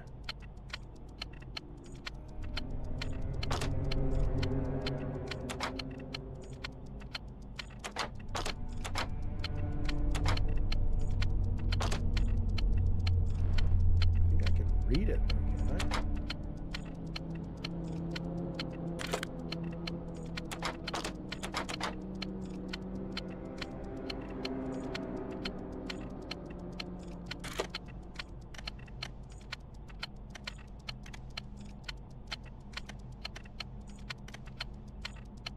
Ask for help.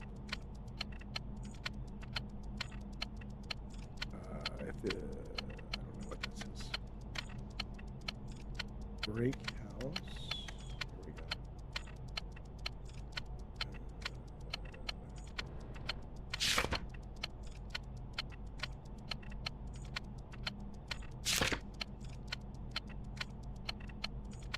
Jaffe, watch Open Windows on Tubi. Oh, it has Sasha Grey? Sweet. Is it a horror movie? What is it? Thank you for that, buddy. Thank you for the super chat, JSD. Appreciate it. Oh, the note said to ask for help, says Tech. Okay. Okay. I mean, is it... Okay, so is the number 555... A, B, C, D, E, 6142.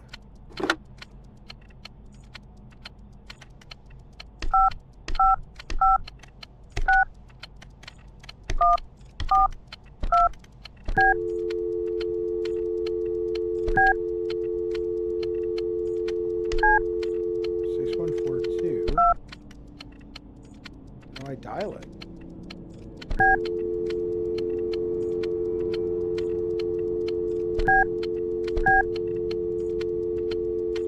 What causes you to dial?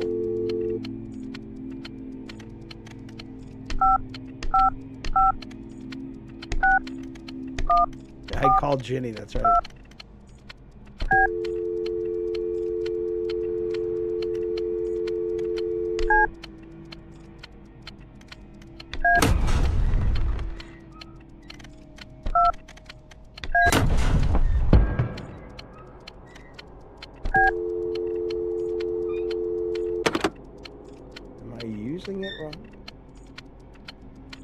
A, B, C, D, A, B, C, D, E, F. That's right, 6, 1, A, B, C, A, B. Yeah. I don't know if I'm using the interface correctly.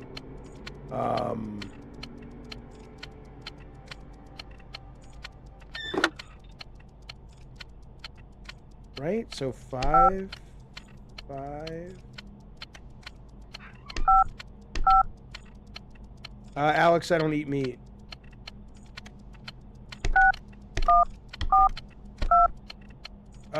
They did have it connected, but I'm just trying to figure out, do I have to hit that first, maybe?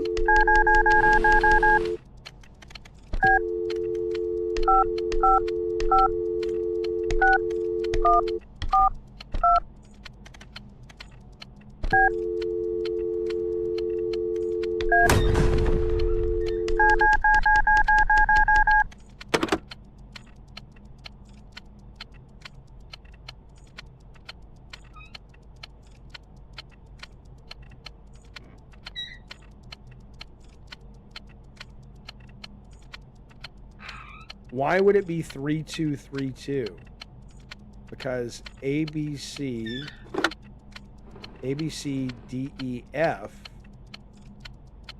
Wouldn't it be, if you're doing it like that, it would be 2, 1, 2, 1, right?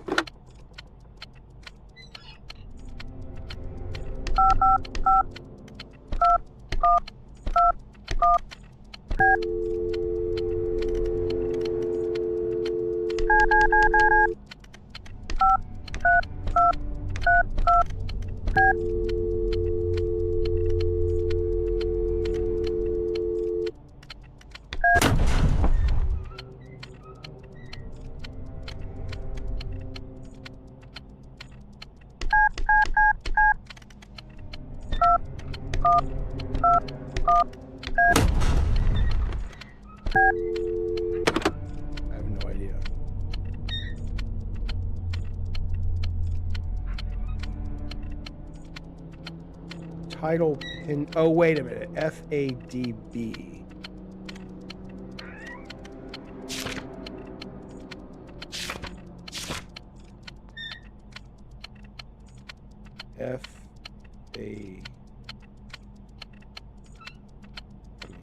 The reflection, the big lie, the hidden ghost, the drowned hour.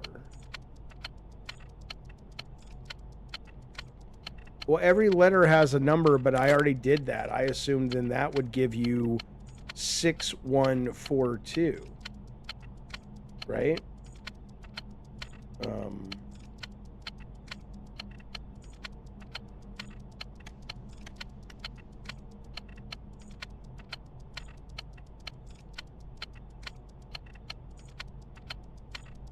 FADB. So 6142.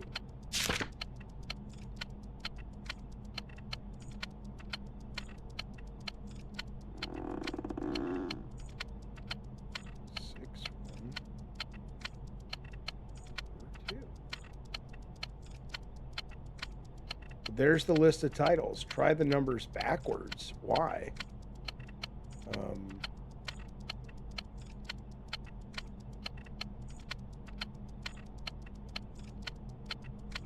Yeah, reflection, big, hidden, drowned. So what?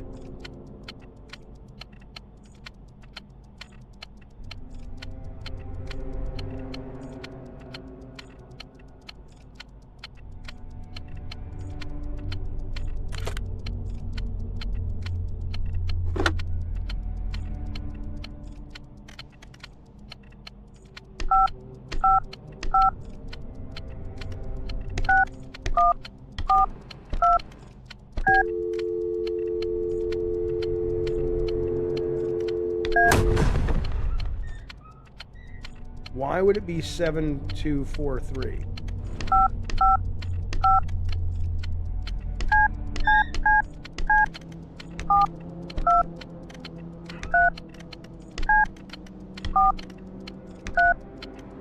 I don't want you to Google the answer.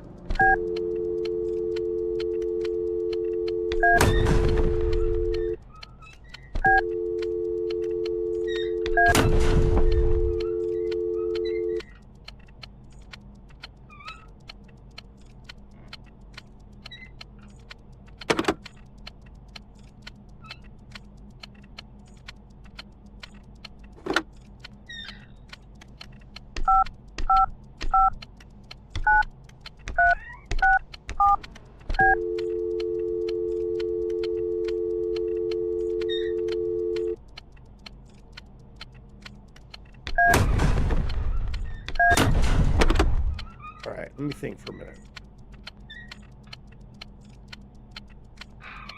FADB. I mean, there's so many things it could be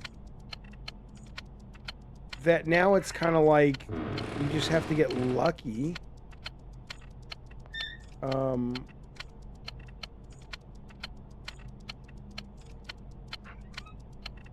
not going to give up. Hang on. Reviews sketchbook for ideas. F.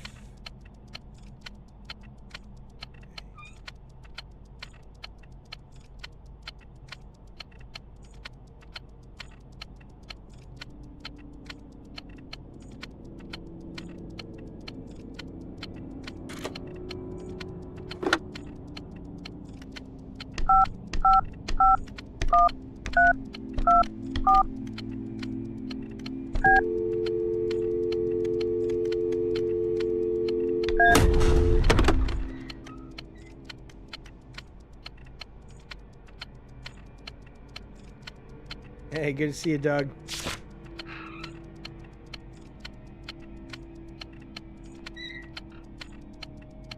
Reflection.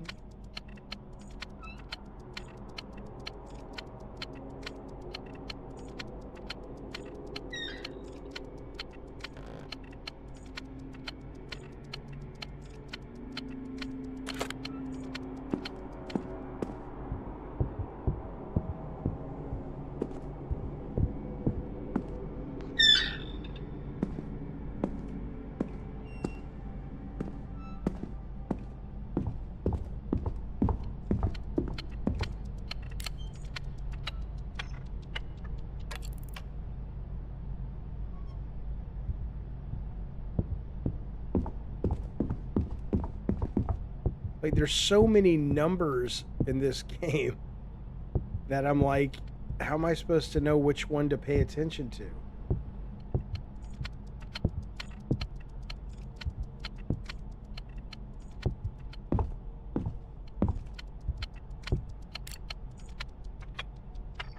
I mean,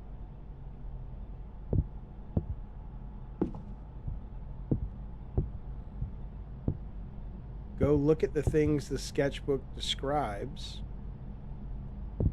Okay, well, there's the mirror. Okay, so is it F is 1? Am I supposed to add these up?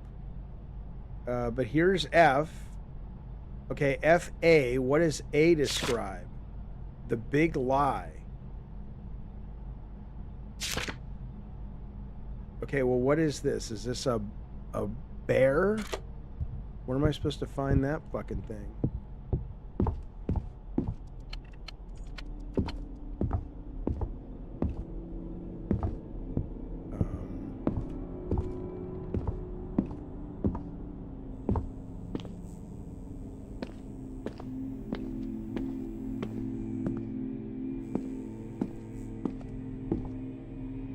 No, I know what the first number is, which is now we're saying it's 1. But now if I have to go find this bear, this monkey, I'm not sure where that was. Does anybody remember seeing a bear or a monkey in this game? Hope I don't have to climb back up that fucking ladder. We know this, but, you know. Can't get in here.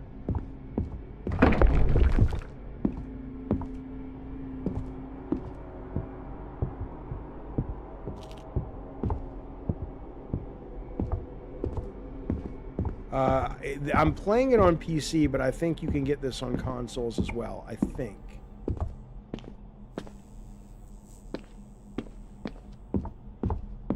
All right, well, let's go back up.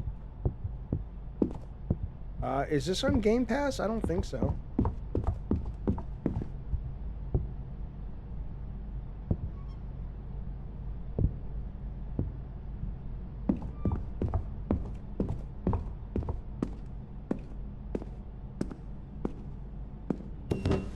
That was a very strange way to get the hammer.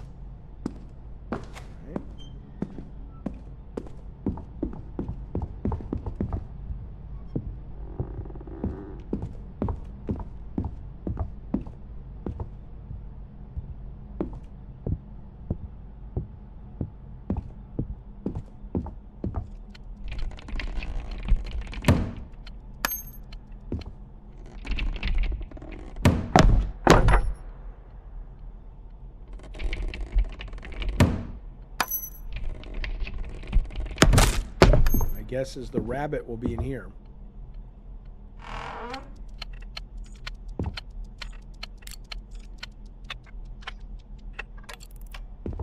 There we go.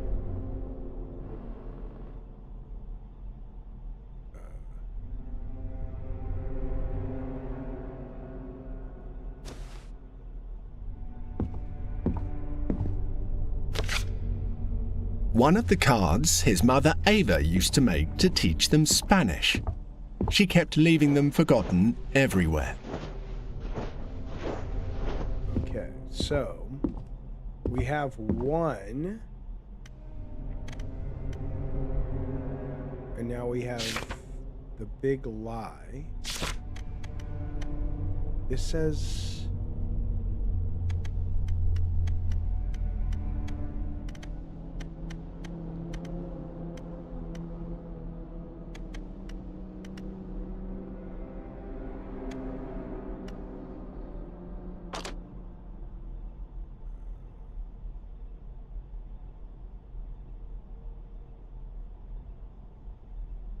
Are there numbers on this? S? Yeah, I think I can make a really good horror game. Absolutely.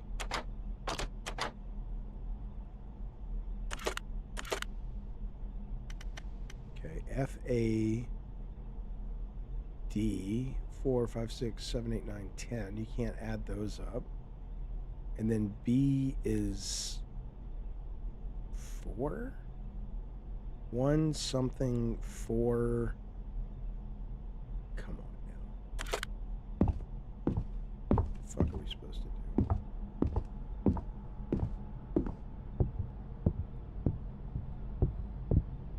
This may be a little bit... Like, I don't mind difficult puzzles, but if this ends up being a puzzle that is, you know, the D one. I know the D one. The ghost and image D are marked, and in that room with the guys, the number 2 ghost is missing. I don't think it's missing. Let's go see. Yeah, I totally missed Atreus, that's right. Okay, good. So I can't go back up. All right, so I have to... The solution's in here somewhere. All right, well, let's go see that room with the ghosts. Gotta find it again. Yeah, Ravnos, don't tell me yet. I don't want to know yet, but thank you for asking. Okay. They're all right there, Tech. There's 4 of them, right? 1, 3, 2, 4. 1, 3, 2, 4. Is it that it's the one that's maybe moving? Okay, so let's assume... Okay, so let's assume it's the one that's moving. So it's 2. So F something, 2, and then B. Okay, so we found the picture of the monkeys, and this says 1 on it, right? But that doesn't make sense, because why would we need to find the picture? Do they look... Hang on. Okay, it's the one wearing the cutoff. Are they both wearing cutoffs? Yeah. But that's the one it's looking at. It says it's looking at this one, the one on the right. And I don't... That doesn't really look like the number 1.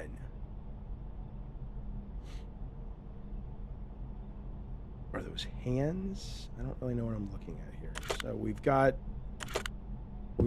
1.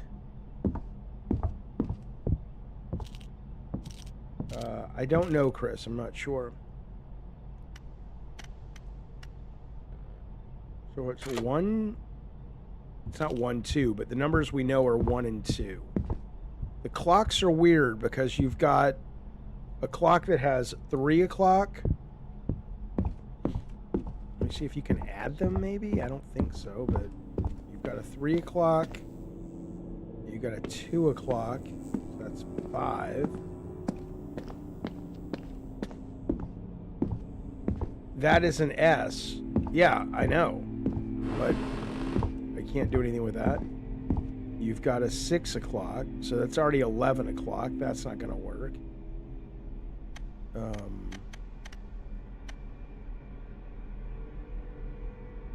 Why would it be showing me the clocks if this is the one I need, which looks like 4 o'clock? So let's assume it's 1 something 2, 4.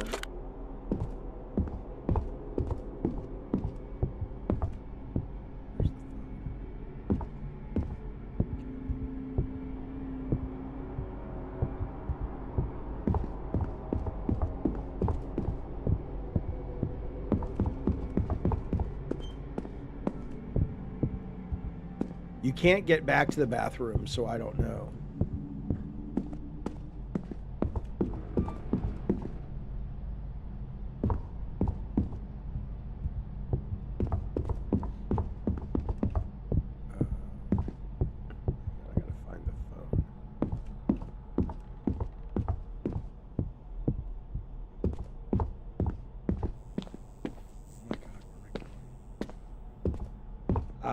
I don't know, Alex. I can't think about it right now. Sorry, I'm focused on this. But a lot.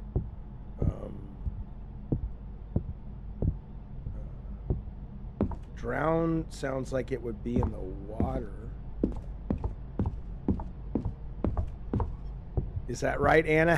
Why is Wings even talking to Keemstar? And what did Keemstar say? How did that come up? Ooh.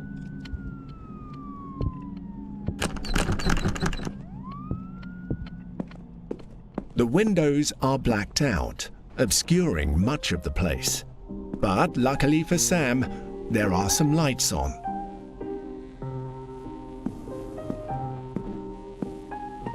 Is the map changing, or did I just neglect to come here?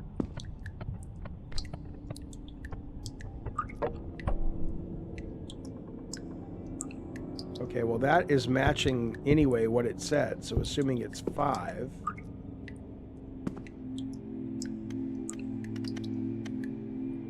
Okay, so it was FA. Okay, the drowned hour is 5. So it's 1 something 2 5.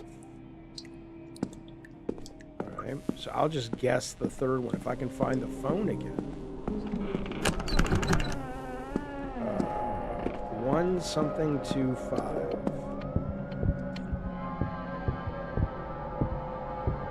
Where was the fucking phone? Yeah, there it is. Okay, 1 something.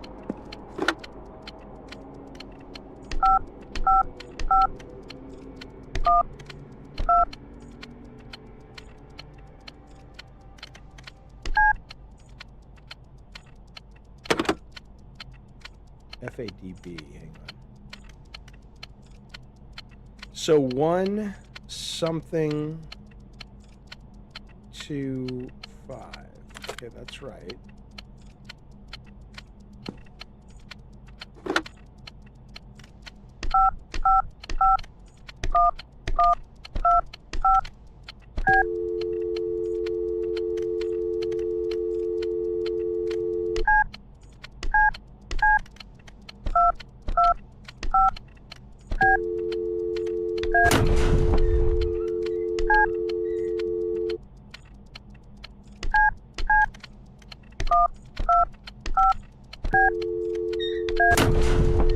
If I knew what the fucking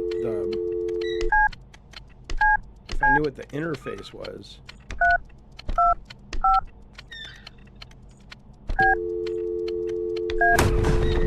Like, how do I dial?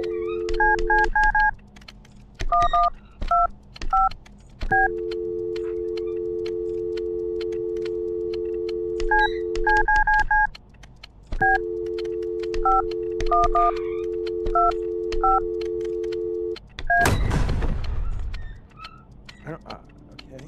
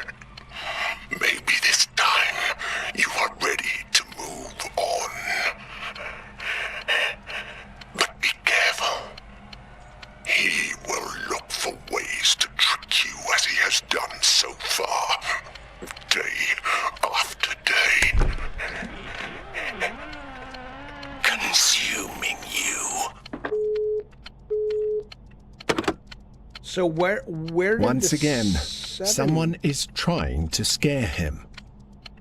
You shouldn't play along. Where did the 7 come from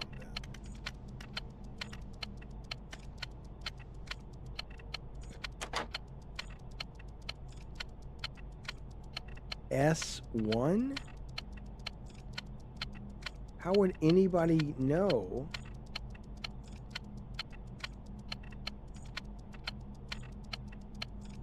The third ghost wasn't missing, it was moving. But why is this 7?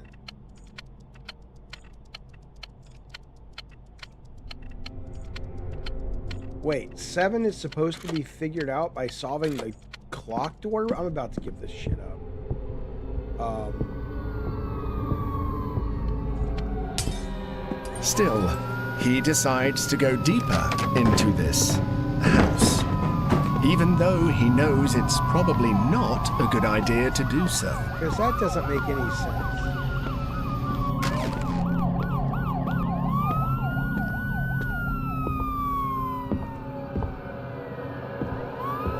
It's missing if you do it right? I thought I did it right by deducing that the one that was moving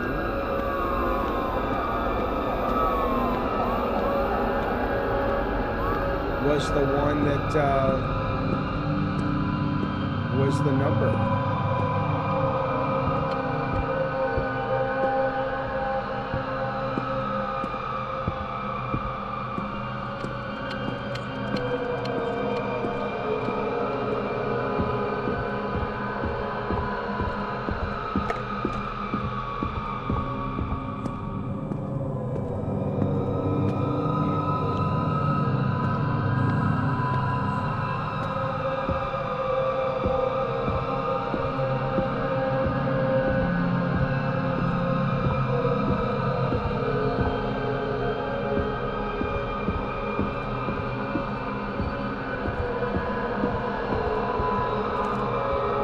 Missing now.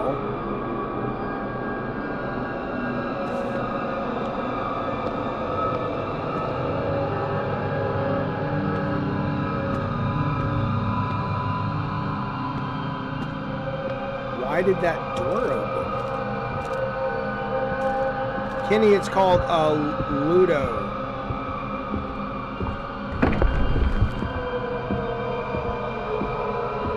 I mean, I like the vibe of the game, and I like the ambiance and the graphics, but it's pretty dumb right now. Like, there's no seeming logic to it, which I hate games like that.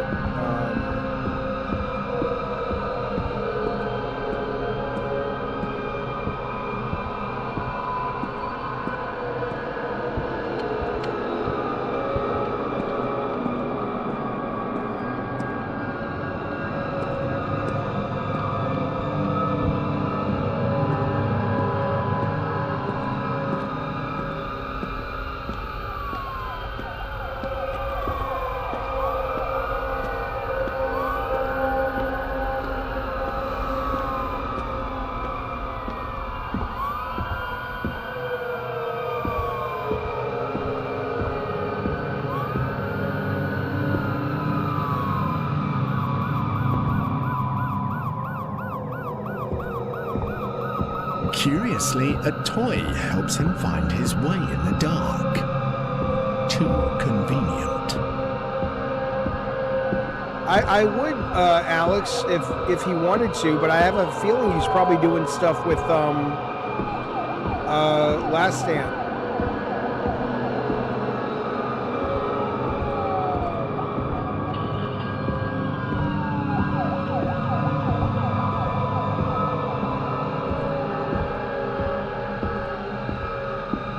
Yeah, and Madison actually made sense with the puzzles and stuff. This just seems confusing.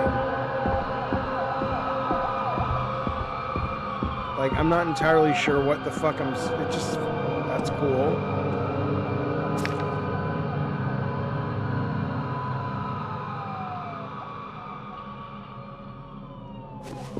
Like, I like the vibe of this. I like aspects of it, but when games do puzzles His like drawings this, cover the walls. Sam can't help but doubt whether he really painted them. it kind of After all, it wouldn't be the first time he's done something and doesn't remember it. pisses me off because it makes me go, hello Troy Branch, I have no idea if I'm going to be able to solve something just by random luck. Like this right now, it just feels like I'm bumbling my way into solutions, which is not a very satisfying feeling. And I kind of like the level design changes, but now I can't really count on understanding what the level design is, so that doesn't help me.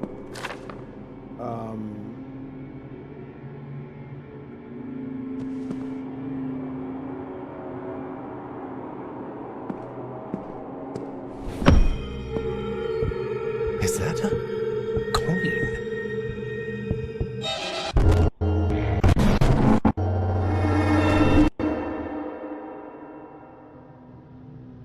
Okay, well that's interesting.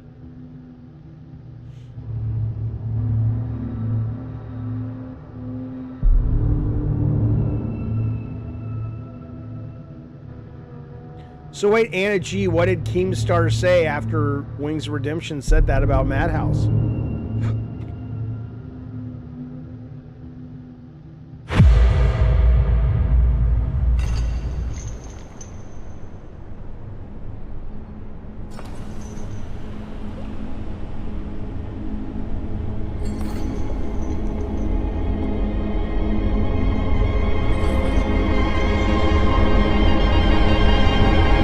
I thought Hell Is Us was a lot more clear than this game.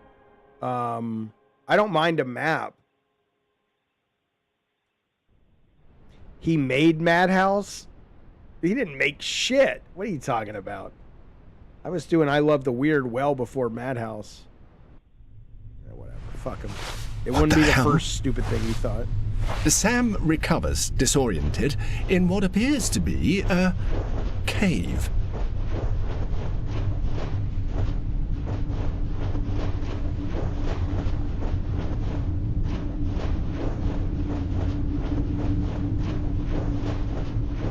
I think this is a one-man developer, though. I think, in which case, I think that's pretty Something cool. monstrous echoes among the rocks. It seems large. Well, he did add Bunny to the show, but he didn't make Madhouse. What is he talking about? Ah, well. Little man with a big ego. What are you going to do?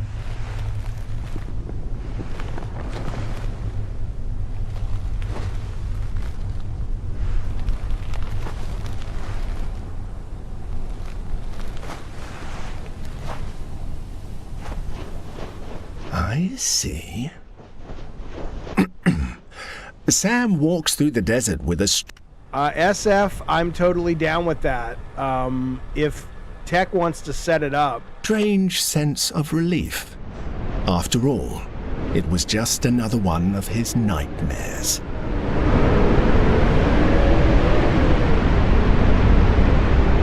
Hey, Jacob. I'm glad you got back safe and sound, buddy. Thank you for your service. Absolutely. Unless, of course, you're going on the streets of America, in which case, I don't think that's a good idea. I don't think our military should be doing that. But regardless, thank you, buddy. Why don't you invite Keem and settle it? There's nothing to settle. I don't give a shit. I mean, I got nothing against the guy. I don't particularly like him. Holy shit, Africa. You must be jet lagged. Well, welcome back, buddy. Glad you made it safe and sound.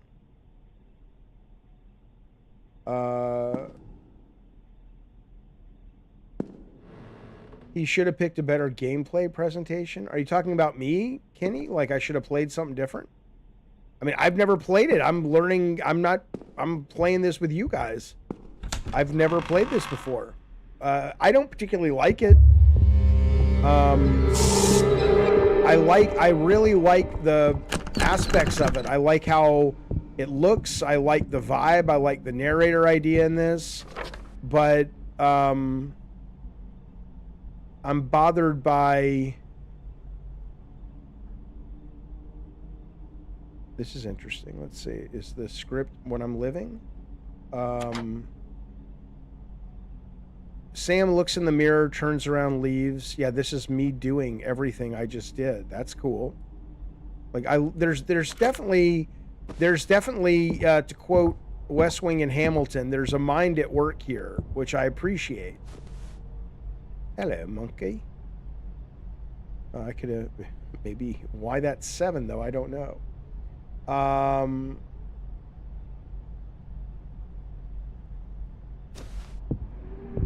And so that I appreciate. There's definitely Sam something gets ready to go to work as going usual. on, which I think is cool. A new cool, day awaits him. but it's a little too obtuse for my brain.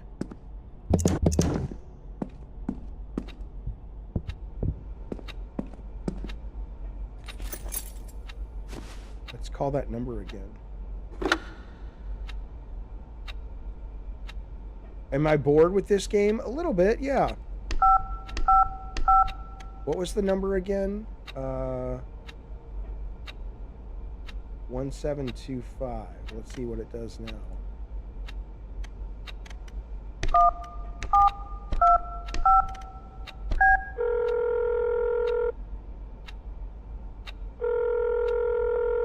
There is no need to call me right now. I will be the one. Fine, fuck off, idiot.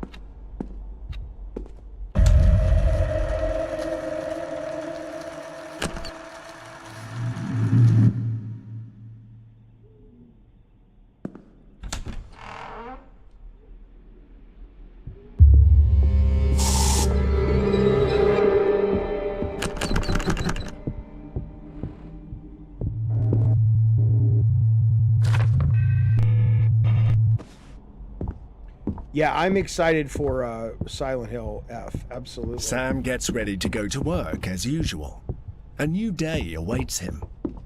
Go in the basement, see what's down here. But I am about to give up on this. Absolutely. Wasn't Friday underlined on the note? Maybe.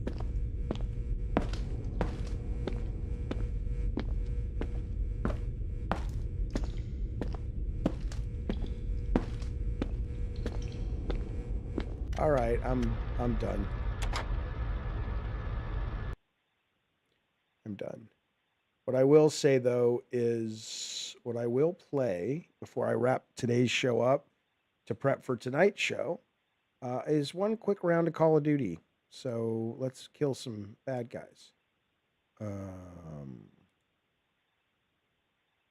What was the game and what games are the options, Jacob? Well, we did all the news. We've been streaming for a while. We're going to wrap this up after 1 or 2 matches here, and we're going to jump into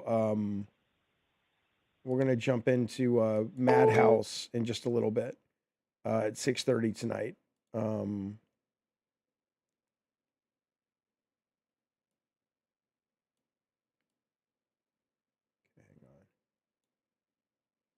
Alex is more than welcome to jump in if he wants to, sure.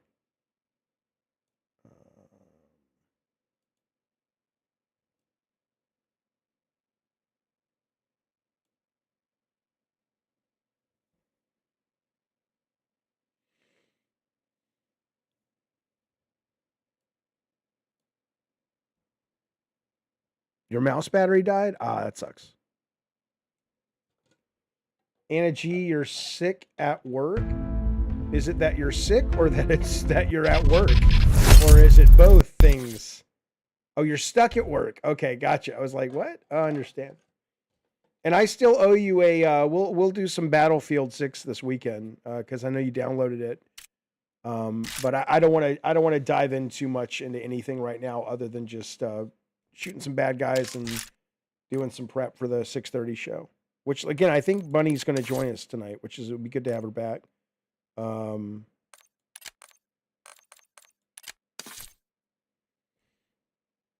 Yeah, jump in. Absolutely, SF.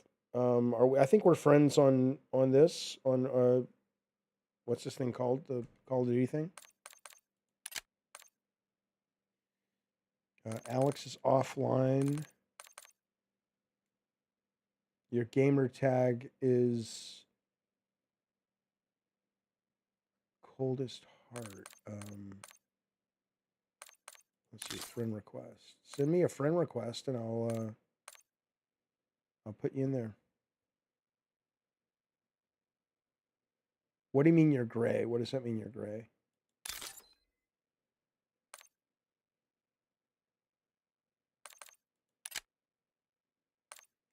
I love this game so much. I love this game. I want to love Battlefield. I am going to spend some more time because I had so much fun last weekend. Yeah, I agree, Frosty. I love the skins. Fuck them. Are we really playing Scud? Can we not play Scud? Aren't we bored of Scud? Vault. Vault's a great map. Absolutely. Love it. Love it. There's some good maps, man. People shit on this game. I just guess it's thoughts on Keemstar saying you aren't a team player. I don't give a shit. I don't want to be on his team, so if that means I'm not a team player, I guess I'm not. What kind of team player? Because I don't beat the women in my life or allegedly beat them? What does he need me to do to be a team player? No, thank you. No, thank you. I guess there's my thought. I mean, seriously, why would I want to be on his team? He's kind of a dick. Hello, David Seeger.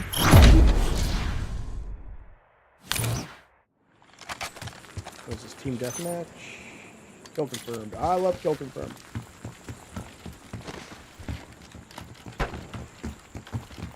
If I ignore the chat, I'll try not. I won't ignore.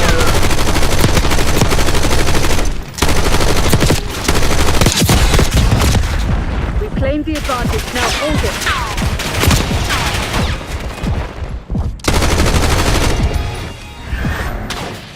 I won't ignore you when I'm dead. When I die, I'll look at the chat. Right, shit. I always hit F instead of E. You ain't getting that tag. I'll give you the benefit of the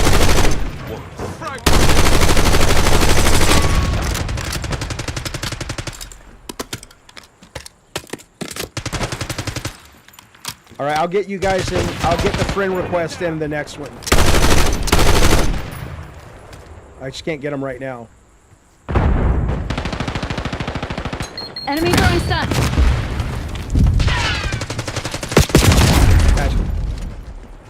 My avatar is riding a horse. Oh, it is, yeah. The little unicorn. All right.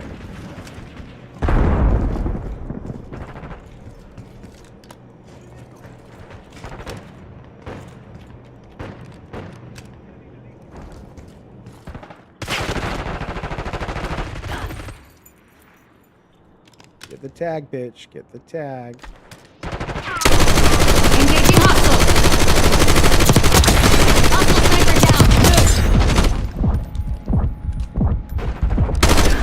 Hit the tag, bitch. You're down there.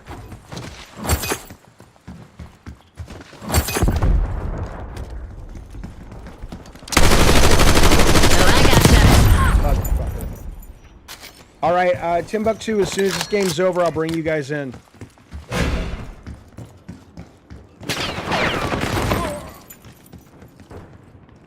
I keep forgetting to add mines to my... He's coming up here. Come on up. Come on up. I know where you're going.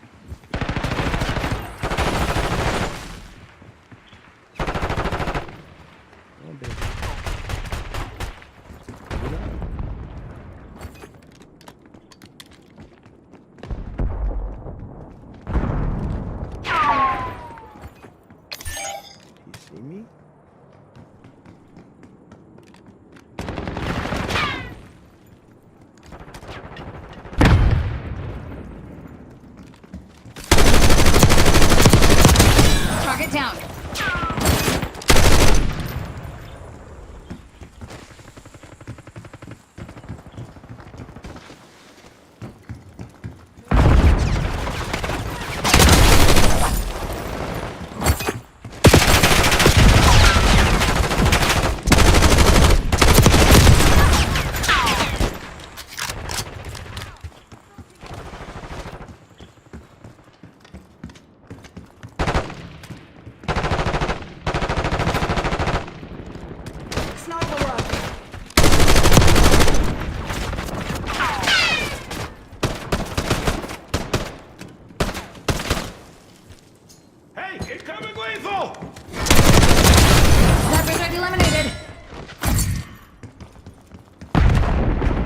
Starfield? I love Starfield. Thought it was great.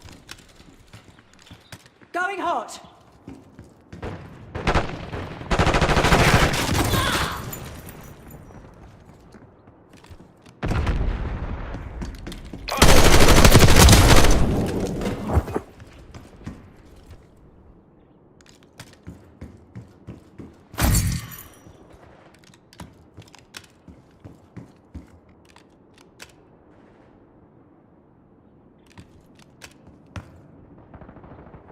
I think it's really easy to play Starfield wrong, because, and I know that sounds dumb to say, but they give you so much freedom that if you kind of get off the right path, The lead is on.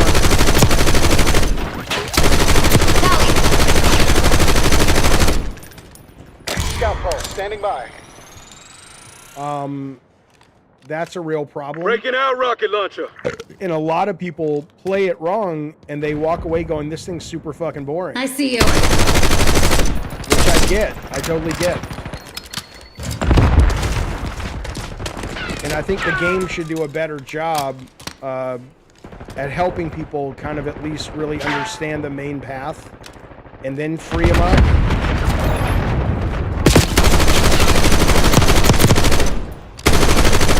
Enemy was second down. We got a sniper. Oh, shit. Right, Marbled Rye, that's the thing. The exploration was nice as a little spice, but if that's your meal, which is what I think most people got when they first started it, because they didn't know any better, I get it 100% why you go, what the fuck?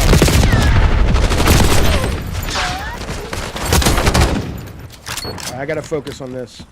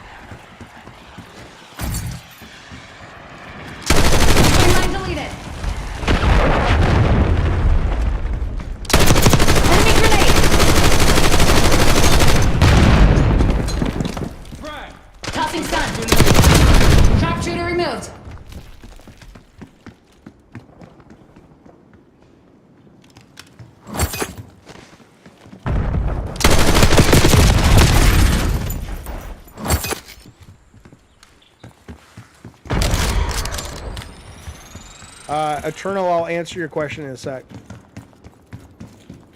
Enemy, 12 o'clock.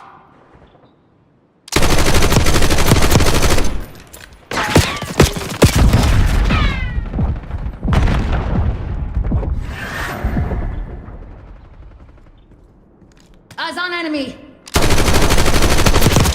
Hostile sniper down.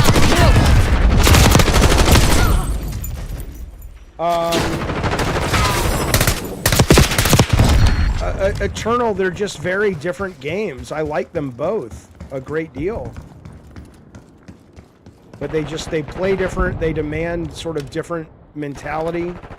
Enemy soldier confirmed.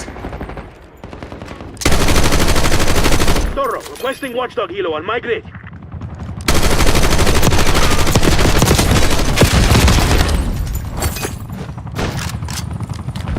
Sentry turret active.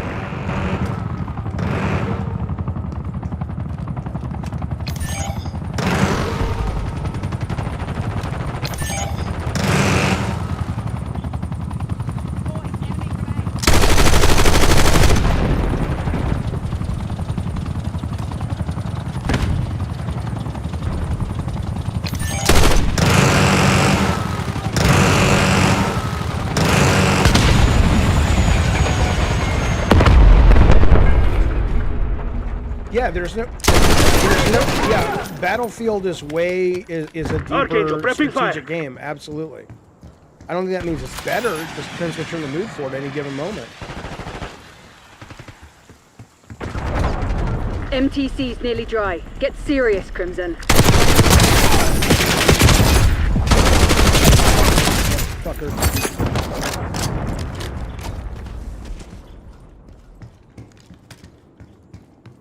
cover, marking care package DZ.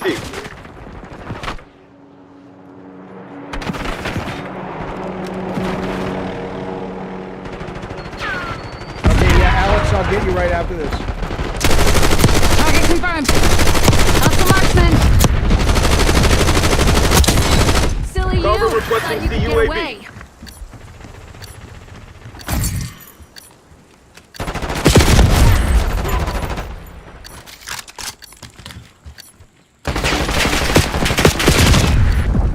Enemy UAV inbound.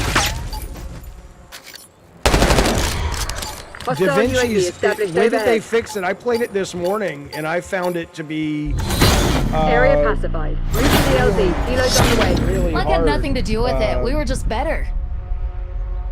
I guess they're trying to bring back Wings. Jaffe is today Friday Hideaway in the living room. Let's see what people want. Let me look at my notes and stuff. But probably. Okay, I'm gonna play one more. Let me get these friend requests. Let's see.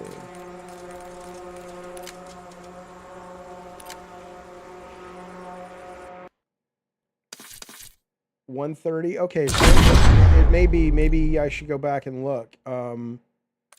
Okay, Alex is in. So somebody sent me a friend request. Is that right?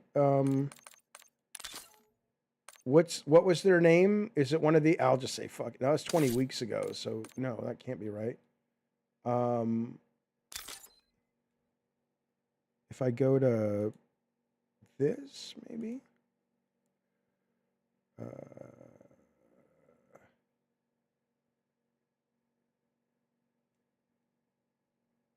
How do I find your brother's request? I don't know where to go for that.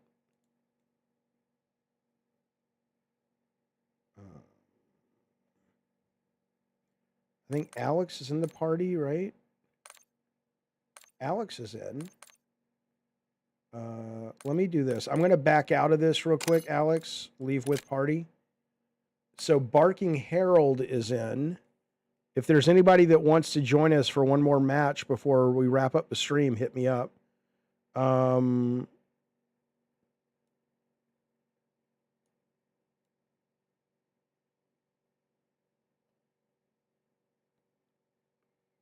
Oh, SF, that's you? Okay, cool. Notifications, Frank Boskowitz. Where do I find that?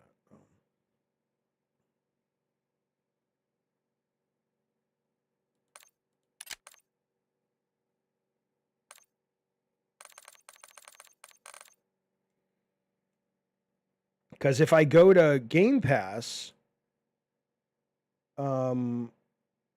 there's my notifications. Oh, there it is. Okay, cool.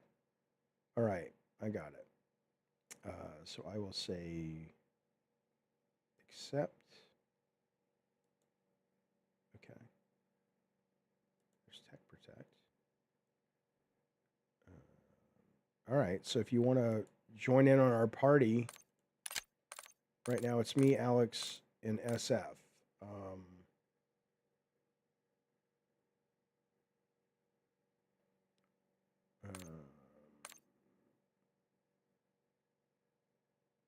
Yeah, you should be so excited. I'm not very good, Kevin.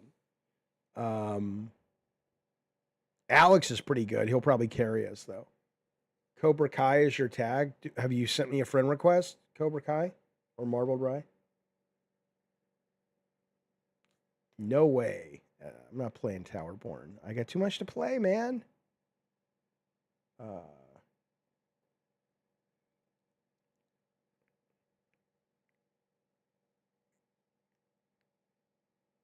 Are we waiting for this Timbuktu's brother to come in or what? What's going on? Because I don't have a lot of time. Maybe Ravnos, my son just walked through and saw Jaffe and said he is dumb to use mouse and keyboard. All the pros use controller. Well, at least my dad's not Ravnos. I mean, I got that going for me. Ravnos's kid.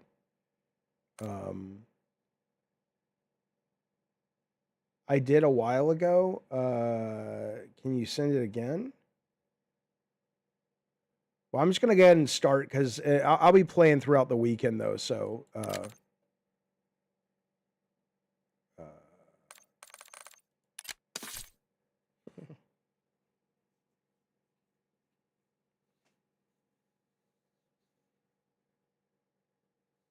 yeah, I don't like using a controller for this game, but, you know, again, it's not like I'm great at this fucking thing. Troy Branch, thank you for the penis. Appreciate it, buddy. Been a member for 4 months. It's always nice when you stop by and show off your penis, sir. We appreciate it. All right, here we go.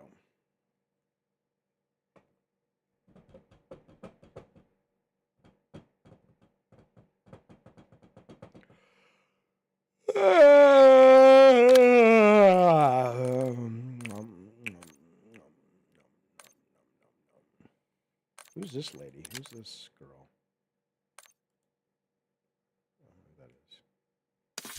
Oh, she's from the ballerina movie, the John Wick thing. Okay, gotcha.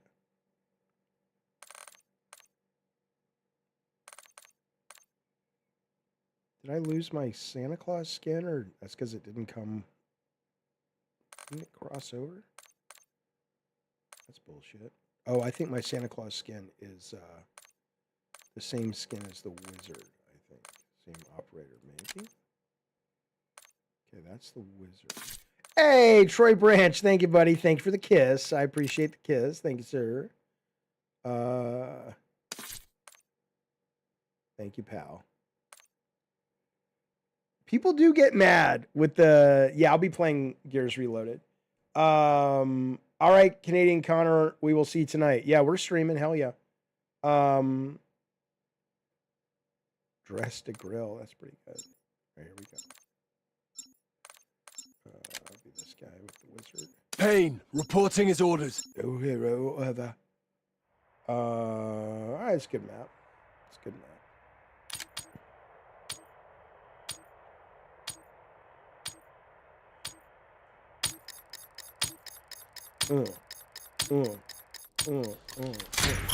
Team deathmatch. Eliminate the enemy. But yeah, Troy, thank you for that, bud. We appreciate it. I have not watched Bring Her Back yet. I watched the movie that guy produced, Talk to Me. But no, is it good? I hear it's good.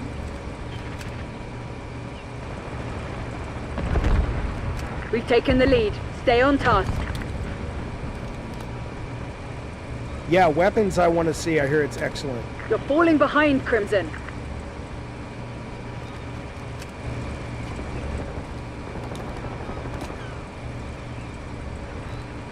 We're winning. Keep it that way.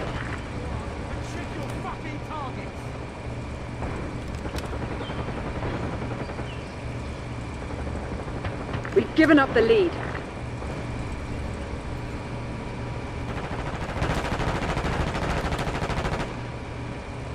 All the actions. Yes, there's a madhouse tonight. All the actions on the other side of the mall. This is a good place to be.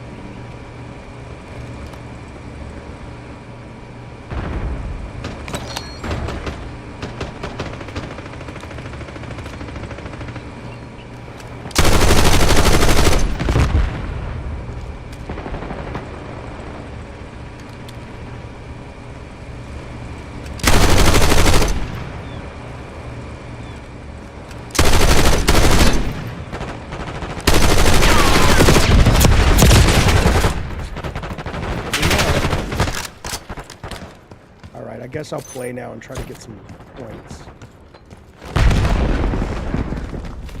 Enemy UAV inbound.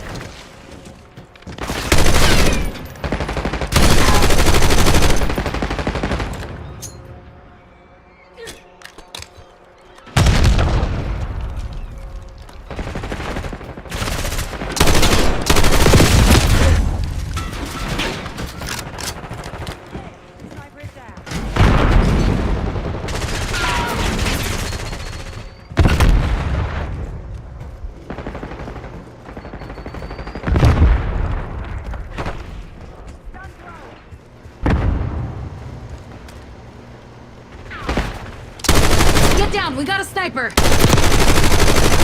Enemy sighted.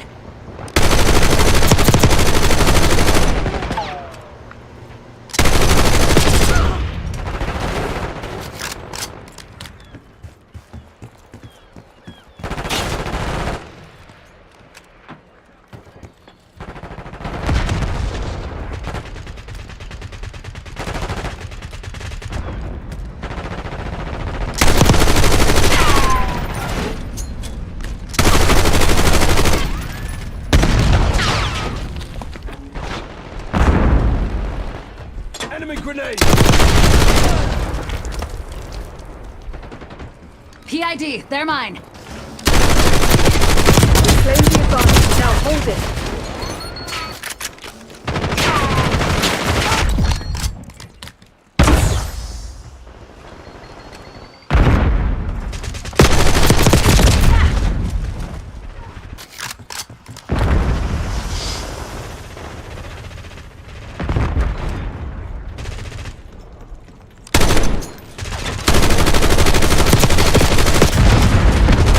Got a threat.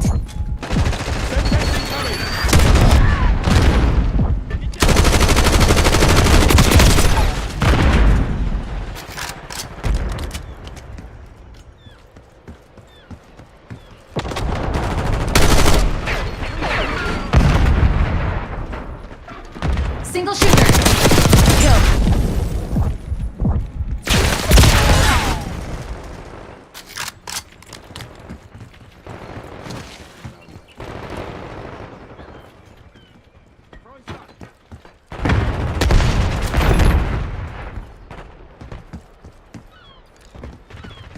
Hostile UAV established overhead.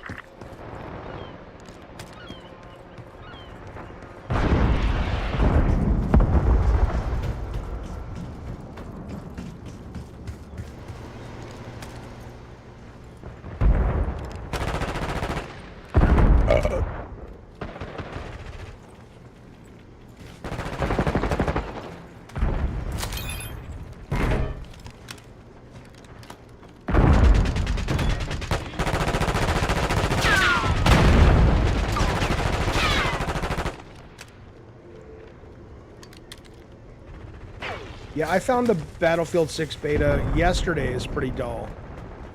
Last weekend I thought was better, but Enemy care package above.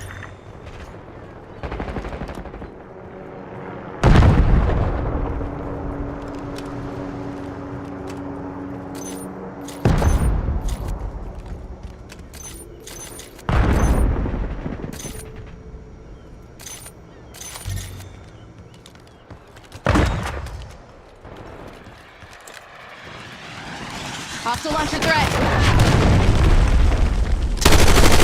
Hostile in my sights.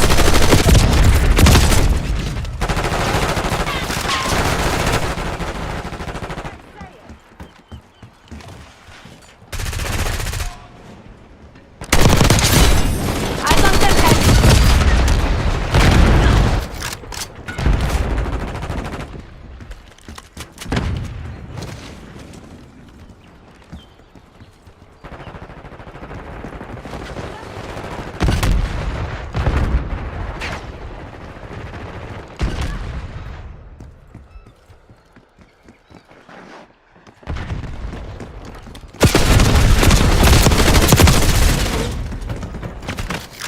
I think we left a good tip. I was pretty high. I gave Tech the credit card and told him to do it. I think he said we left a tip.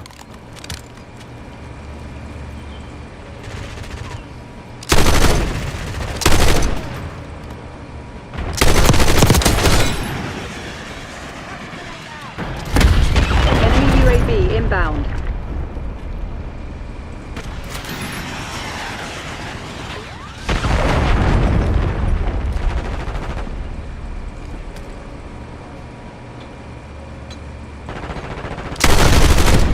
Hold the line, Crimson. This is ours to lose.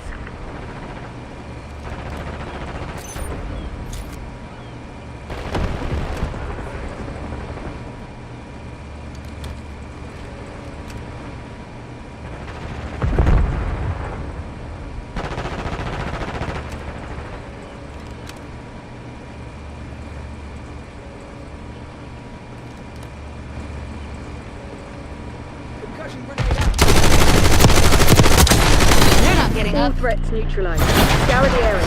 Find whatever they're Plan hiding. was foolproof. Execution was perfect. What about that? 13. Although again, whenever I play with Alex, who's really good, they put me in matches where it's kind of like a little bit above my skill. It's not bad.